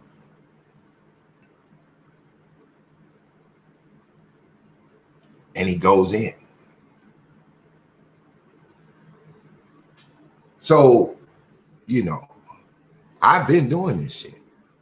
I know about this video. I done played this shit, watched this shit in real time. In 2001, I sat in my living room and watched him lay this shit live. And that's when I became aware, oh shit, let me fuck with this real estate. Freddie Mae and Freddie Mac. I got several homies living in homes I sold them years ago that they can't afford. It wasn't my business to figure out what you could afford. My business is to get you in there if that's the one you want. I didn't tell you which one to go pick. I just told you, go pick one of them houses and I'll put you in it. We did this all the time. I could also get you cash money at closing. We could pull that equity out of that home and I'll hand you the check at closing. That way it might help you pay the note for 6 months. It didn't matter. Black Mamba said, play it, baby. Let the Black Mamba learn some shit. I think you already know about all this, Black Mamba, since you indicated you were aware in the 2000s. I lived through it and I was doing real estate at the time. And trust me, you could have been a millionaire back then much more quicker. But you had to be a fucking snake. You had to sell people shit you know they can't afford and not give a damn. We used to use a program called the Crisscross program. The Crisscross program would scour properties, pulling off all your information. We used to use the West End. It was a great area where houses had been owned by Black people for 50 years. dilapidated homes in the West End, ghetto area of Atlanta, Georgia, right next to all the colleges. The people who had inherited these homes living all over the country, they ain't even been to Atlanta before. We would go get a room, get some little young wannabes in the room, pay their ass, give them a little bonus commissions. You get 3 people, we get an extra 1,000. You get 6 people, we're gonna give you 2,000. Boy, they thought they was making money. They get a check for $3,500 that week. Boy, they thought they was making money. They didn't know what was going on the back end. We buying houses 50 cents on the dollar. We go to the owner and we have them sign a piece of paper. We didn't need no real estate agent. We doing hard money loans on the houses at 19%. We can flip them out so fast, we never gonna pay the interest. We had a fax machine that went to hard money lenders at 60% on the dollar. We resold houses we never bought with any money. We just resold the homes. Once we got the owner to sign this piece of paper, we put a mechanic's lien against the paper, against the home for our money. Let's assume the house was $50,000. We want to sell it at $60,000, and we could get it appraised for $100,000. It's $40,000 left in it, and it only needs about $15,000 worth of work. This is a great deal here. I'm about to give some little young yuppie sitting in a room on a telephone in a telemarketing business we done created in one of the homes in East Atlanta, and say, get on his phone, and we would pull the numbers from the Crisscross program. It just fed us this information every day, and we tell them, call this shit up and get these people to sign this piece of paper. We had a script written out that read this shit verbatim. Don't go off the script or you're fired. We fire people every day. We had a line of people want to come up in here. They was the yuppies. Once they get these people on the phone, transfer the call to one of us. We pick up the phone and close the deal. We call them the closers. We the closers. You get them on the phone, we'll close the deal, and still get your credit and your money. Boom, we close the deal. We down there at that home. We getting the paper signed. Immediately, we send this shit to the hard money lenders. Say, hey, y'all want to buy this house, $60 on the dollar, blah, blah, blah, blah, blah, blah, blah. Sure, I'll take it. Boom. Because these homes were not on the market. This is what the Crisscross does. It looks up all the homes. And so we got homes that are not on the market. So if you sitting at home in New York and you get a call from us about a house that you own and you ain't even been to Atlanta, you just inherited. It wasn't worth shit to you because it was such trash. You thought it was trash. You wasn't going to go put no money into it and fix it up. I offering you $50,000 for it cash. Right now, I can close this deal in 3 days and you have your money. You like, sure. I say, but wait. The hard money lender is going to be the one to purchase the house so that his snake ass, because all of them was snakes, so that his snake ass don't beat me. We got a construction company set up that's about to drop a mechanic's lien on this house. And when the deal go down, all mechanics liens have to be paid first. And we got our bread. Cash, 10 stacks. Deals was flipping out this room by the shitload. By the shitload. They still ain't up on this. I still don't see nobody able to run this shit. I used to be amazed. I'd be like, boy, we is crooks like a motherfucker, ain't we? We ain't shit, ain't we? We used to sit in the back laughing because we was crooks like a motherfucker. It was 10 of us up in here, women and men, all black, robbing anybody that gonna buy some of this shit. And they was still making money. They was fixing these homes up, reselling them. buy a house for 200,000, 3 months later, you'd have flipped it for 280. All the appraisers, we sent their ass to school, paid for that shit. You want to be an appraiser? Take your ass up there to Marietta and go to school real quick. Shit, take you a month and a half. Come back. We'll hire you. Now we got the appraisers. We also had crooked ass black lawyers. And they all went to jail. Don't let me go back and start bringing them people up. I got their court cases too.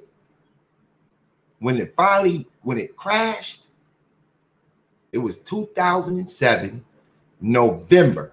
The very laws changed that month on the 24th, I believe. And the Fed said, they put out a little, like an email or something. They said, listen, all that shit you was doing, don't run that script no more. They start shutting shit down. They changed the laws. Some of those people still tried to get out there and get a little extra bread and got their craniums cracked. I had Jay Morrisons running around Atlanta all motherfucking day in all kinds of cars with all kinds of whops of cash.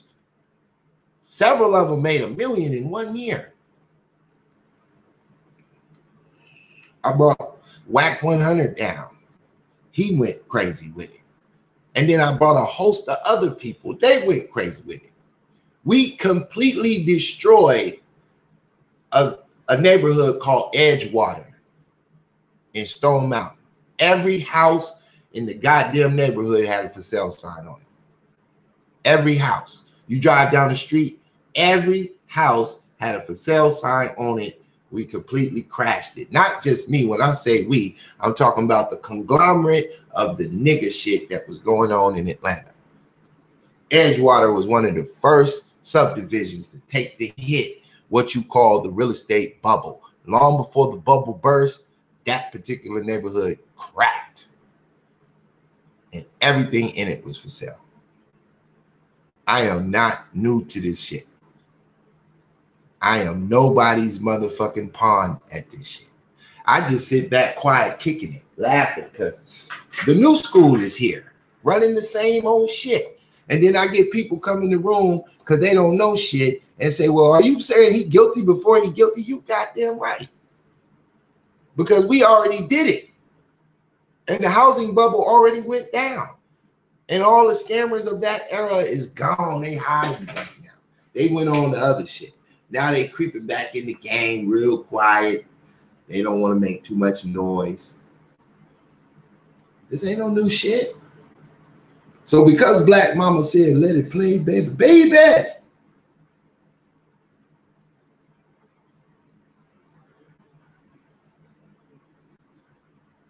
Yeah, I feel you, Black Mama. Black Mama, you might, what state you in, Black Mama? Mamba. You might have to get my PayPal. I mean, not my PayPal, and my email. 99lightyears@gmail.com. I'm going to put it in the room. On a new phenomenon. Instead of the newly inflated money being directed toward the stock market, it now finds its way into the rapidly expanding real estate bubble. This too will burst, as all bubbles do. The Fed, the Congress, or even foreign investors can't prevent the collapse of this bubble any more than the incestuous Japanese banks were able to keep the Japanese miracle of the 1980s going forever. Concerned Federal Reserve economists are struggling to understand how the wealth effect of the stock market and real estate bubbles affect economic activity and consumer spending. It should be no mystery, but it would be too much to expect the Fed to look to itself and its monetary policy for an explanation and assume responsibility for engineering the entire financial mess we're in. A major problem still remains. Ultimately, the market determines all values, including all currencies. With the current direction of the dollar certainly downward, the day of reckoning is fast approaching. A weak dollar will prompt dumping of GSE securities before treasuries, despite the treasuries and the Fed's attempt to equate them with government securities. This will threaten the whole GSE system of finance because the challenge to the dollar and the GSEs will hit just when the housing market turns down and defaults rise. Also, a major accident can occur in the derivatives market where Fannie Mae and Freddie Mac are deeply involved in hedging their interest rate bets. Rising interest rates that are inherent with a weak currency will worsen the crisis. The weakening dollar will usher in an age of challenge to the whole worldwide financial system. The dollar has been the linchpin of economic activity, and a severe downturn in its value will not go unnoticed and will compound the already weakening economies of the world. More monetary inflation, even if it's a concerted worldwide effort, cannot solve the approaching crisis. The coming crisis will result from fiat money and monetary inflation. More of the same cannot be the solution. Pseudo-free trade, managed poorly and driven by fiat money, is no substitute for free trade, a true free trade, in a world with a stable commodity currency such as gold. Managed trade and fiat money historically have led to trade wars, which the international planners pretend to abhor. Yet the trade war is already gearing up. The WTO, purported to exist to lower tariffs, is actually the agency that grants permission for tariffs to be applied when complaints of dumping are levied. We are in the midst of a banana, textile, steel, lumber, and tax war, all managed by the WTO. When cheap imports hit our market, it's a good deal for our consumer, but our manufacturers are the first to demand permission to place protected tariffs on imports. If this is already occurring in an economy that has been doing quite well, one can imagine how strong the protectionist sentiments will be in a worldwide slowdown. Congress is starting to realize that the budget forecast based on an overly optimistic growth rate of 3% is way off target, and even the pseudo surpluses are soon to be eliminated. Remember, the national debt never went down with the so-called surpluses. The national debt is currently rising at more than $120 billion at an annualized rate and is destined to get worse. Our dollar problem, which affects our financial and budgetary decisions, originated at the Fed with our country's acceptance of paper money 30 years ago. Federal Reserve officials and other government leaders purposely continue to mislead the people by spouting the nonsense that there is no evidence of inflation as measured by government-rigged price indices. Even though significant price increases need not exist for monetary inflation to place a hardship on the economy, stock prices, housing prices, cost of medical care and education, and the cost of government have all been rising at very rapid rates. But the true inflation, measured by the money supply, is rising at a rate greater than 20% as measured by MZM. This fact is ignored. The deception regarding price increases is supported to reassure us and may do so for a while. The Fed never admits it, and the Congress disregards it out of ignorance, but the serious harm done by artificially low interest rates leading to the malinvestment, overcapacity, excessive debt, and speculation are the distortions that always guarantees the next recession. Serious problems lie ahead. If the Fed continues with the same monetary policy of perpetual inflation, and the Congress responds with more spending and regulations, real solutions will be indefinitely delayed. The current problems hopefully will cause us as a nation, and in particular Congress, to reassess the policies that have allowed the imbalances to develop over these last 30 years. Someday, stable money based on the gold standard must be reconsidered. Stable money is a constitutional responsibility of Congress. The Federal Reserve Board's goal of stable prices, economic growth, and low interest rates through centralized economic planning by manipulating money and credit is a concoction of the 20th century Keynesian economists. These efforts are not authorized by the Constitution and are economically detrimental. Economic adjustments wouldn't be so bad, as many wild recessions have proven, except that wealth is inexorably and unfairly transferred from the middle class and the poor to the rich. Job losses and the rising cost of living hurt some more than others. If, of course, this is not changed, the entire middle class prosperity can be endangered, as has happened all too often in other societies that pursued a false belief that paper money could be satisfactorily managed.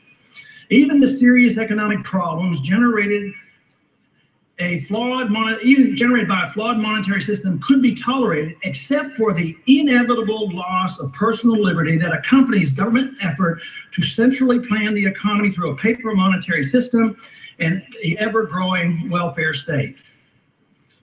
Likewise, an imperialistic foreign policy can only be supported by inflation and high taxation. This policy compounds the threat to liberty, because all too often our leaders get us involved in overseas military adventurism in which we should have no part.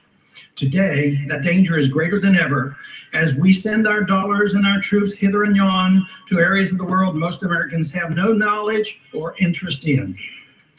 But the driving force behind our foreign policy comes from our oil corporations, international banking interests, and the military-industrial complex, which have high stakes interest in the places our troops and foreign aid are sent. If, heaven forbid, the economy sinks as low and for as long as many free market economists believe, what policy changes must we consider? Certainly, the number one change ought to be to reject the ideas that created the crisis. But rejecting old ways that Congress and the people are addicted to is not easy. Many people believe that government programs are free. The clamor for low interest rates, more monetary inflation, by virtually all public officials and prominent business and banking leaders is endless.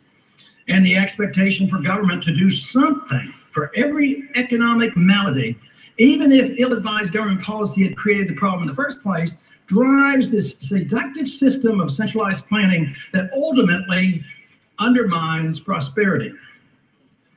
A realization that we cannot continue our old ways may well be upon us, and the inflating, taxing, regulating, and the centralized planning programs of the last 30 years must come to an end. Only reining in the welfare warfare state will suffice. This eliminates the need for the Fed to monetize the debt that politicians depend on to please their constituents and secure their reelection. We must reject our obsession with policing the world by our endless foreign commitments and entanglements. This would reduce the need for greater expenditures while enhancing our national security. It would also remove pressure on the Federal Reserve to continue a flawed monetary policy of monetizing endless government debt. But we must also reject the notion that one man, Alan Greenspan, or any other chairman of the Federal Reserve, can know what the proper money supply and the proper interest rates ought to be. Only the market can determine that. This must happen if we ever expect to avoid continuous and deeper recessions and to get the economy growing in a healthy and sustainable fashion. It also must happen if we want to preserve free market capitalism and personal liberty. The longer the delay in establishing a free market and a commodity currency, even with interrupted blips of growth, the more unstable the economy and the more difficult the task becomes. Instead, it will result in what no one wants: more poverty and political turmoil. There are no other options. If we hope to remain a free and prosperous nation, economic and monetary meddling undermines its principles of a free society. A free society and sound money maximize production and minimize poverty. The responsibility of Congress is clear. Avoid the meddling so ingrained in our system and assume the responsibility, all but forgotten, to maintain a free society while making the dollar once again as good as gold. Now, I want to close with a quote from James Madison from the Federalist Papers, because the founders of this country faced the dilemma of runaway inflation with the continental currency, and that is where our slogan comes from: it's not worth a continental. And this was a major reason why we had the Constitutional Convention, because they knew and understood the evils and the disastrous effects of what paper money could do to a society. And these are the words of James Madison. He says, the extension of the prohibition to the bills of credit must give pleasure to every citizen in proportion to his love of justice and his knowledge of the true springs of public prosperity. The loss which America has sustained since the peace, from the pestilent effects of paper money on the necessary confidence between man and man, on the necessary confidence in the public councils, on the industries and morals of the people, and on the character of the Republican government, constitutes an enormous debt against the states, chargeable with this ill-advised measure. And I yield back the balance of my time. The chairman yields back the balance of his time. Gentlemen. Okay. I know that was a little boring for some. That was exciting to others. What he was explaining was the coming housing bubble. He goes on deeper, deeper, deeper. He continued to speak year after year after year until finally November of 2007. Booyah, baby. The bubble burst. Now, if Jay Morrison would have introduced his Tulsa, Oklahoma fund in 2001, he would definitely be successful all the way up until 2007. He would have made plenty money. Every investment would have blew out the motherfucking roof. He would have easily been able to deliver the 8%. But in 2007, the boat was going to rock, and everything he owned would have hit rock bottom. And from that point on, he would have been devastated. He would have started to begin the Ponzi scheme, because now he has to start to pay out things where he can't. And all the ridiculous spending along the way would have shifted the books. So what are some of the signs? Who was that? Who was the disbeliever? Let me go back and look. Who was the disbeliever? Not complete disbeliever. Who told me, was he guilty before guilty? Let me go back and look. Who made that comment? Because I understand. Okay, that's Doug. So Doug,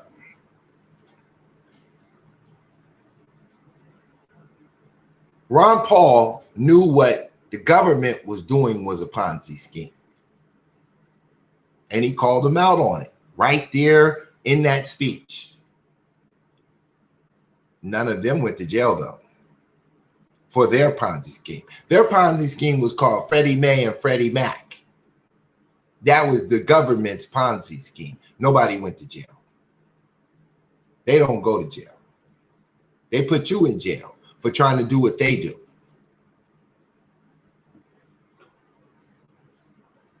Now, at this particular stage, Jay Morrison has introduced this fund at a bad time.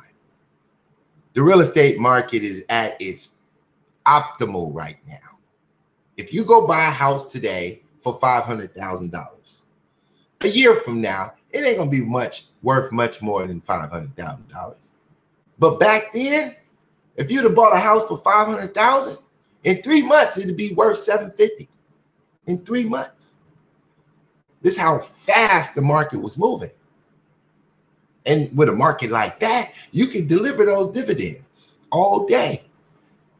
What he's presenting is based on what the white folks is doing with the real estate and where we're at.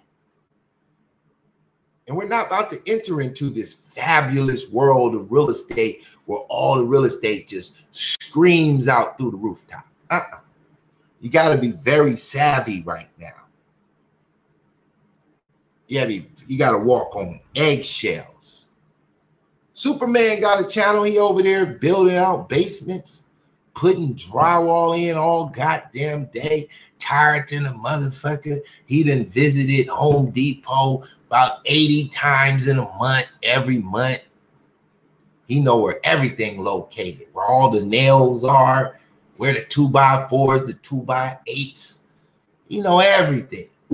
He know when the DeWalt tools go on sale. He stay in the game.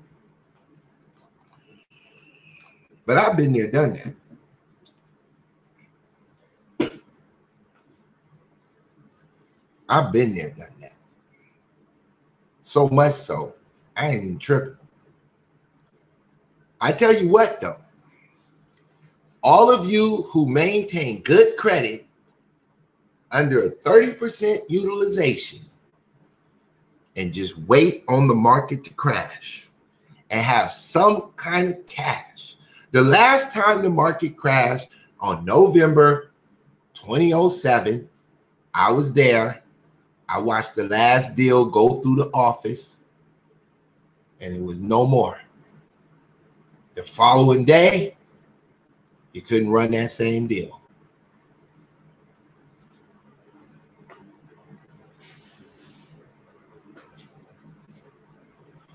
Hey, Superman, bro, I got you, bro.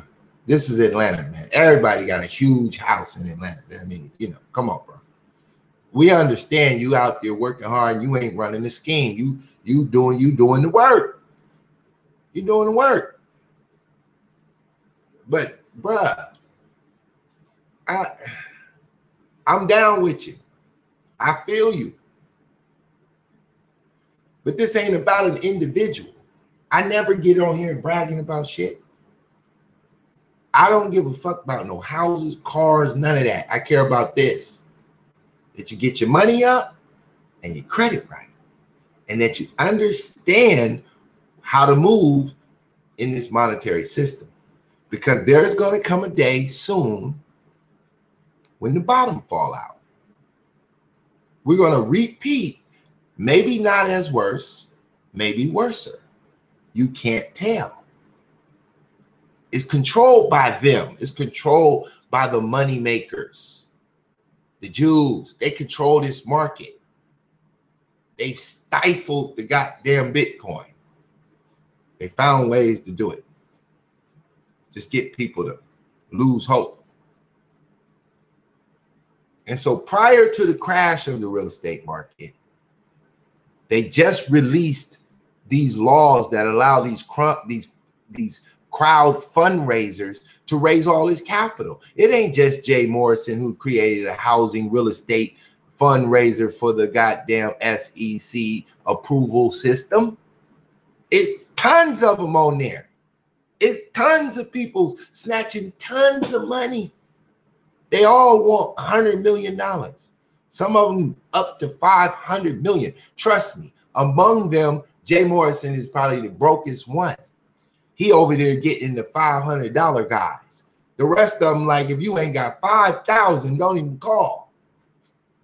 They ain't looking for niggas. They looking for white folks, Asians, Mexicans, and other people that got money. They don't even want to deal with buying no hood. They ain't trying to build the hood back. They just trying to get to the money. They inviting blacks, whites, Asians, anybody that want in on the cut. And so when you see all this kind of activity bubbling, all of this newfound ideas to this real estate, you are just setting your fucking self up for the fall. Real estate does not come easy like that. You got to get in there and hammer some nails. You got to get in there and lay some tile on the floor. You got to go visit Home Depot 100 times in 1 month. If you don't do that, you ain't doing no real estate. You don't know what you're talking about. You can't just drop some money on a nigga and sit back and wait on 8%. That ain't doing no real estate. That's doing nigga shit. That's playing games with the money. You want to get into real estate? Get your ass out there and get a bag of nails, buy a bucket of paint, a lawnmower, and do the goddamn work. Or pay somebody to do it for you. But be your name on that property. Don't have no promissory note talking about you own part of Tulsa, because you's a goddamn lie. That man decided to sell Tulsa to the Chinese. Guess what? He's selling it. Chinese gonna come in and buy up your modern day Tulsa. turn it into a rice plant.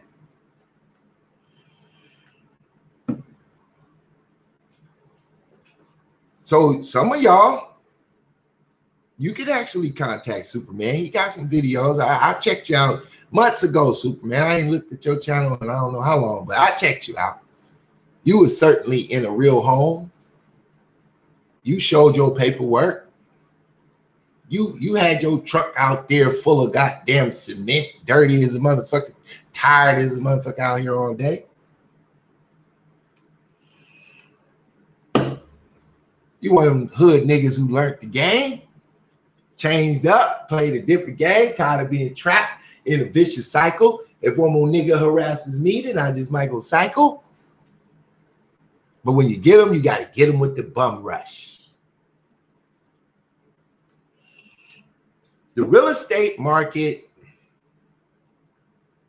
inevitably becomes an idea to anyone moving up the ladder. Eventually you get there. And you start learning the game. As soon as you get in the game, you think you know the game. You just think you've been through everything. But you didn't know about Ron Paul in 2001, did you? You never watched that video clip, did you? I pulled that shit up randomly and knew exactly where to go. I've been watching. There's another guy called out the housing bubble. This guy. Another guy you don't know about, right? I can't think of his name. Euro Capital. Hold on.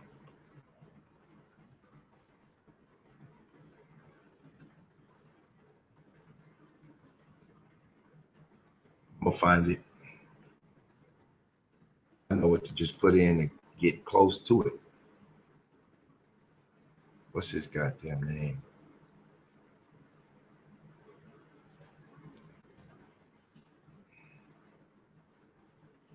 Where my man at? Where my man at? Hold on, y'all.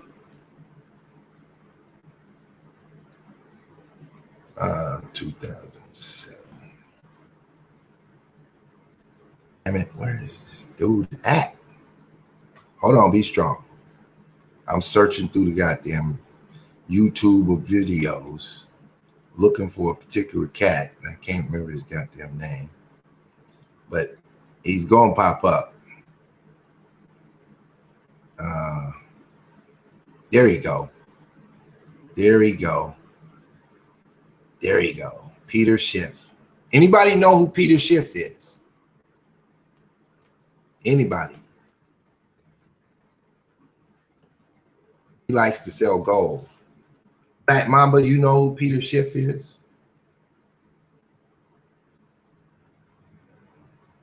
Anybody? Anybody?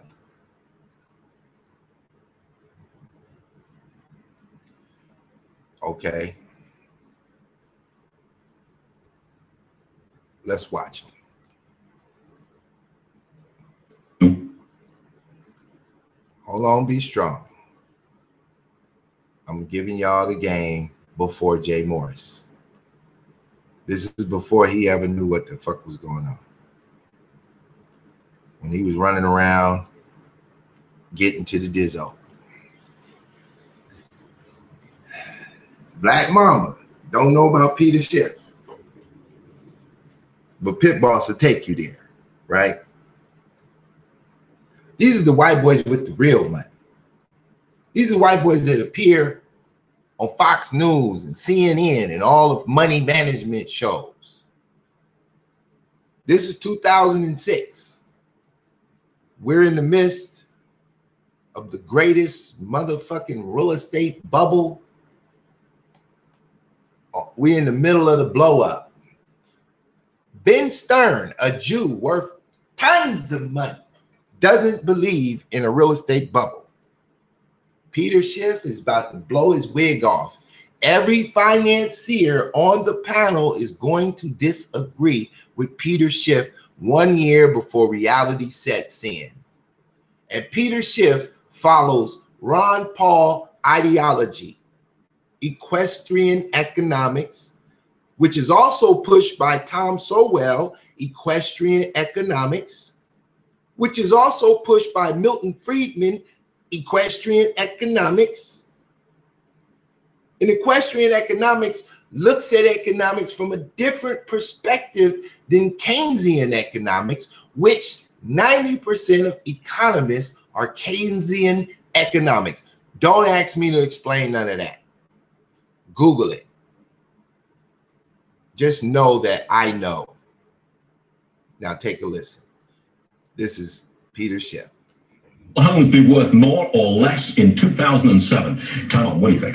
You're going to see prices go up about 10%. Here's why. Because you're going to come into a regular normal market, and a regular normal market, that's about the kind of appreciation you get. Home prices up 10% in the coming year. Peter, what do you say? Well, today's home prices are completely unsustainable. They were bid up to these artificial heights by a combination of temporarily low adjustable rate mortgage payments, by a complete, absence of any lending standards, and by speculative buying. And what's going to happen in 2007 is a lot of these artificially low ARM payments are going to be reset upward. You're going to start to see both the government and the lenders reimposing lending standards and tightening up on credit. And you're going to see a lot of the speculative buyers turn into sellers, and these sky-high real estate prices are going to come crashing back down to earth.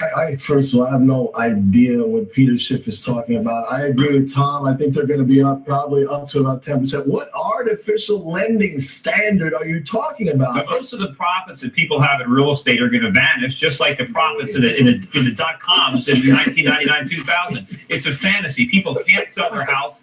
The inventories are exploding all over the country. Houses are on the market for 6 months a year. There's no bidders. The prices are going to fall through the floor. You guys are including yourself. We heard it loud and clear from all of our panelists. You say this could be a perfect storm for buyers. What do you mean?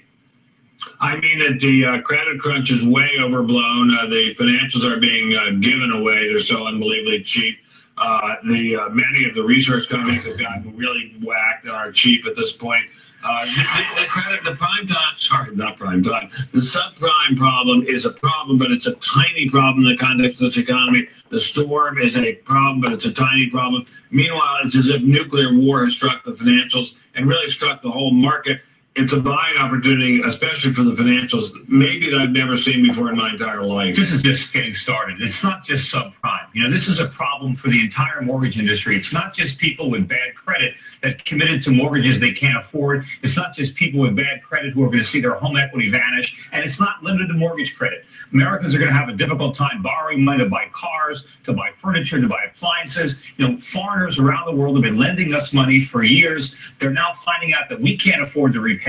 This is going to be an enormous credit crunch. The party is over for the United States. We cannot continue borrowing to live beyond our means and consuming foreign products. You must be a left-right party. I'm pretty party. I don't know. But subprime is tiny. Subprime is a tiny, tiny blip. It's not tiny, and again, it's not just subprime. It's the entire mortgage market, right? All right. Well, Tracy, you're disagreeing. You're simply wrong. Well, you're simply wrong about that. No, I'm not. You're simply wrong. Defaults for the whole mortgage market are tiny. No, but it's good. Just give it time. Wait till all these mortgages reset. Wait till people realize. I think stocks will be a heck of a lot higher a year from now than they are now. Tracy? Yeah, but we have more volatility to go, at least through September. Stuart, the big banks, the central banks, still have plenty of big guns to fire. They'll fire them when necessary. The worst is over. Peter, you want to get razor blades on order? The worst is yet to come. The fundamentals are not sound. They're awful. If the fundamentals were sound, we wouldn't be having these problems. Sorry. Boom, Peter Schiff, 2007, they still didn't believe.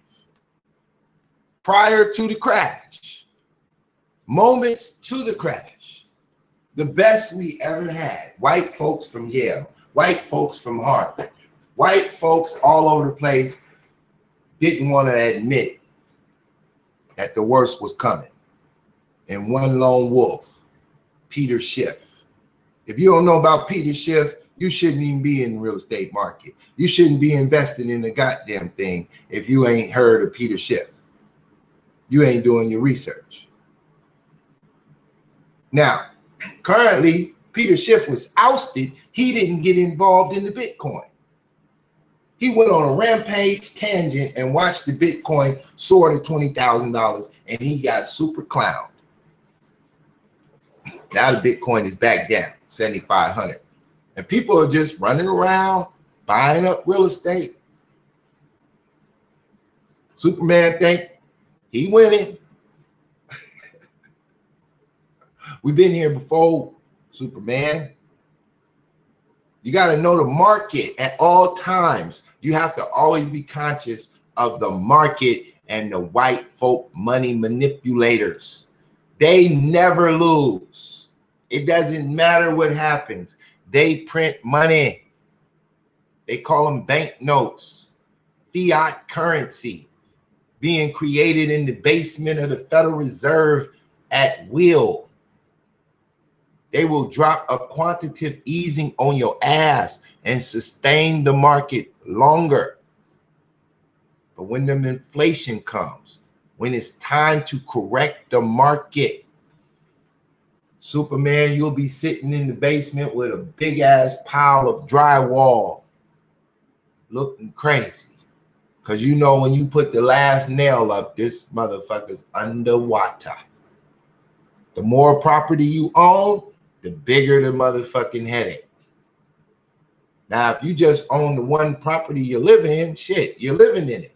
Just continue to pay and you'll be okay. The market will recorrect and there'll be another day that you could blow up again. That's why Booker T said, buy real estate, buy land, and produce. You're not supposed to just buy it to flip it. You're supposed to buy it and produce something. Grow something out the ground. Create a factory on top of that shit. If all you doing is buying residential real estate, you ain't doing nothing. You ain't doing nothing. We need to own the gas stations and the supermarkets and the liquor stores. That's when you take back the neighborhood, when you own the shit that produce. You just buying the houses, you're a slave that own the houses. And when the white man get ready, he just create inflation and take all your equity. Overnight, you sitting in the house you paid $200,000 for, and the white man sends you a letter and tell you your shit is now worth $100,000. And guess what? It's worth $100,000. It's worth what he tell you it's worth. You couldn't sell it to save your life. You're going to be like all the motherfucking honorary founders of the Tulsa, Oklahoma, Katrina disaster fund. You're going to be sitting there with a promissory note trying to sell it. And there'll be no buyers. There'll be no buyers. Don't nobody want that shit. So I'm not telling you, Superman, not to keep doing what you're doing. I'm just saying, as an investor in real estate, if you're not aware of all these money makers and markers and speakers out there who give you the details of the future coming market, trust me, this Trump era is propped up. They're giving Trump all the plays for now. He is considered the Midas man, the king with the golden touch for now. But King Midas has a story, and the end of the story was not glory. He wished no longer to have his Midas touch. And the sands of the riverbank became gold dust as he dumped off his magical powers into the river. That's what's going to happen to Trump at the end, though, not during. And so all of you who are jumping around in real estate right now, thinking that you're doing something because you got a house, cool. When the shit go underwater, you're going to wish you was house free. You're going to wish that you had allocated the money, liquidated the property, and got your credit on bomb. And now you're ready to go in and buy a dilapidated market and wait. That's why the money makers always make money. They come and buy what is called blanket mortgage. They buy up everything all at once, 100 properties at one time in the best neighborhoods. If black people are trying to create a Tulsa and go to some rural neck of the woods, what they call a hood, and try to duplicate what white folks do, you can't. White folks have money capitalists who are going to come in and create malls and jobs and fancy shit around your real estate, around your residential real estate, bringing value to your residential real estate. Black people cannot do that. And white folks always underdevelop black neighborhoods, period. It's the blueprint to success for the Jew. Underdevelop the black people. So if Jay Morrison starts going in the hood buying properties, it's a disaster in the making. You just need to know the signs, Doug. You just need to know the signs. And if you don't read the signs while you driving down the goddamn highway, you're going to run into the brick wall because you just thought that was just a sign. That shit don't mean nothing. Anybody can put a sign on the side of the road. Brick wall ahead, 50 feet. Your ass still smoking your blunt, rolling as fast as you can out the window in your brand new Ferrari, and smack, you hit the brick wall. Why? Because you didn't want to read the sign. You wanted to hope for the best, but you didn't prepare for the worst. How much further should I go? I still know more shit to go pull up. Trust me, I can do my shows for 8 hours. No problem. I can go all day pulling up shit for the last 20 years. I lived through it. I don't have to think about it. I know it's there. I know it's there. Last one before I go. This one don't have so much to do with real estate, but it's the bigger picture. This is a Ron Paul video. He ran it during his campaign. And it's just dope. I don't know how many people really paid attention, but this was dope. This was absolutely dope. We're going to run it now. It's the bigger picture. This is for you Democrats and Republicans and independents. This is for you, those of you who wish to make your life great again.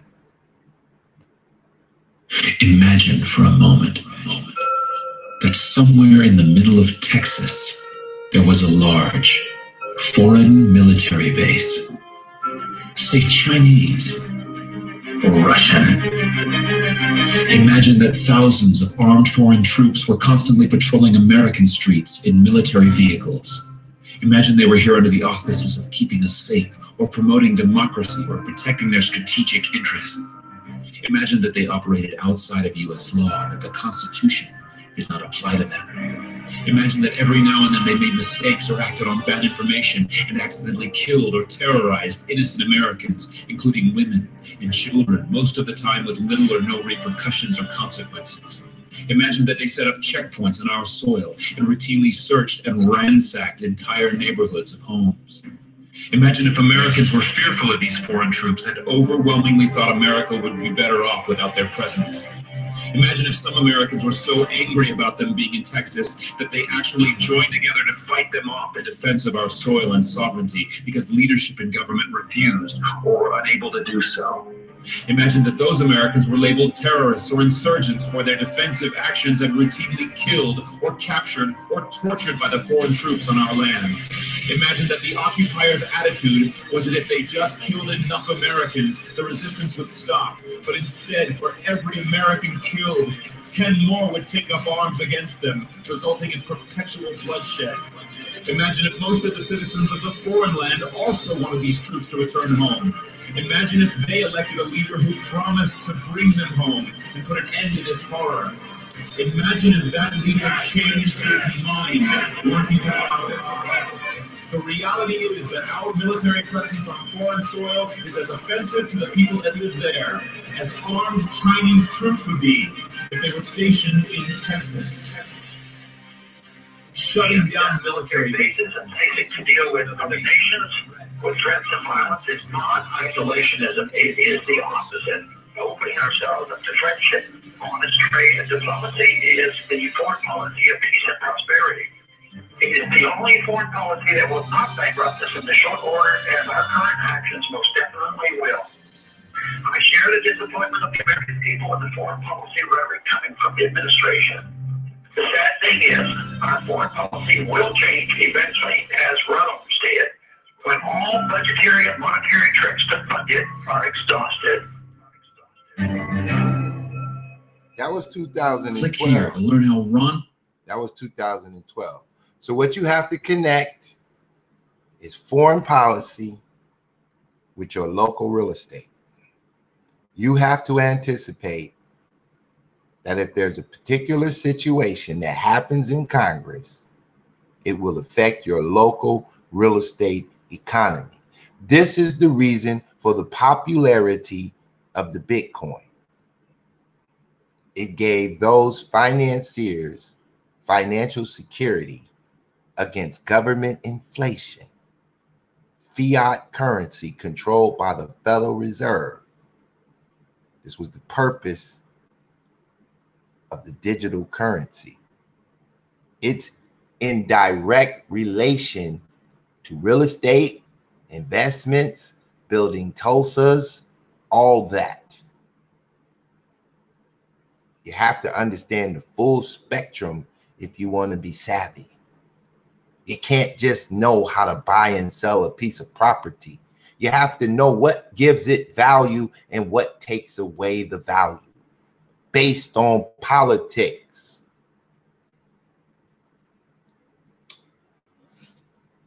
I'm the digital pit boss, baby. This is an economic revolution, and you're going to need military tactics. You got to go beyond the simple nigga logic that you're using. Remove your emotions and institute pure logic. Utilize some Nellie Fuller logic, as SoFly say. Let's bring back the Nellie Fuller logic. Ask questions. Ask 1,000 questions. If someone does not want to be asked serious questions and answer them clearly, they're a fraud. If someone is upset because another person is putting someone in the fire to see if they can stand the purification of the fire, they're a fraud. This is the reason for the crisis of the Negro intellectuals that come before us in this American paradigm. Trust me. Pit boss, you might think I'm crazy. You might thought that I was a fool. But I thought you was a fool. Matter of fact, I knew you was a fool. You was a fool because you cannot sit here and hotbox with every institution for the last 100 years that has put information into the system. So the conclusion, the J. Morrison Tulsa, Oklahoma Fund has all the symptoms of a fraud. It has all the symptoms of an Ephraim Taylor crowdfunding scam. It has all the symptoms of a Kirk Wright real estate fraud. It has all the symptoms. And it was presented in previous era by men more qualified, and yet they failed. So at this stage of the game, Jay Morrison got the bag, locked up for 12 months. If the market does extremely well, extremely well. He may come in on time the first year. But if the money manipulators, the Jews that control the Federal Reserve, decide it's time to correct the market, inflation going up, real estate going down, Bitcoin going up, real estate going down. When the real estate goes down, Bitcoin is going to go up. Trust and believe. People will run over to digital currency trying to stop the devaluation of their paper currency. And we're going to watch the Bitcoin soar past 20,000. And we're going to watch real estate hit the tank. And not just Jay Morrison, but all the crowdfunding sites will hit the tank. All the savvy real estate investors will hit the tank. And those that was running scams will be on the run, dodging. If you could call Jay Morrison right now and somebody pick up that phone and spend 30 minutes with you, you won't be able to do that next year. You'll get a goddamn answering machine. And they'll be returning your call as soon as possible due to an influx of calls.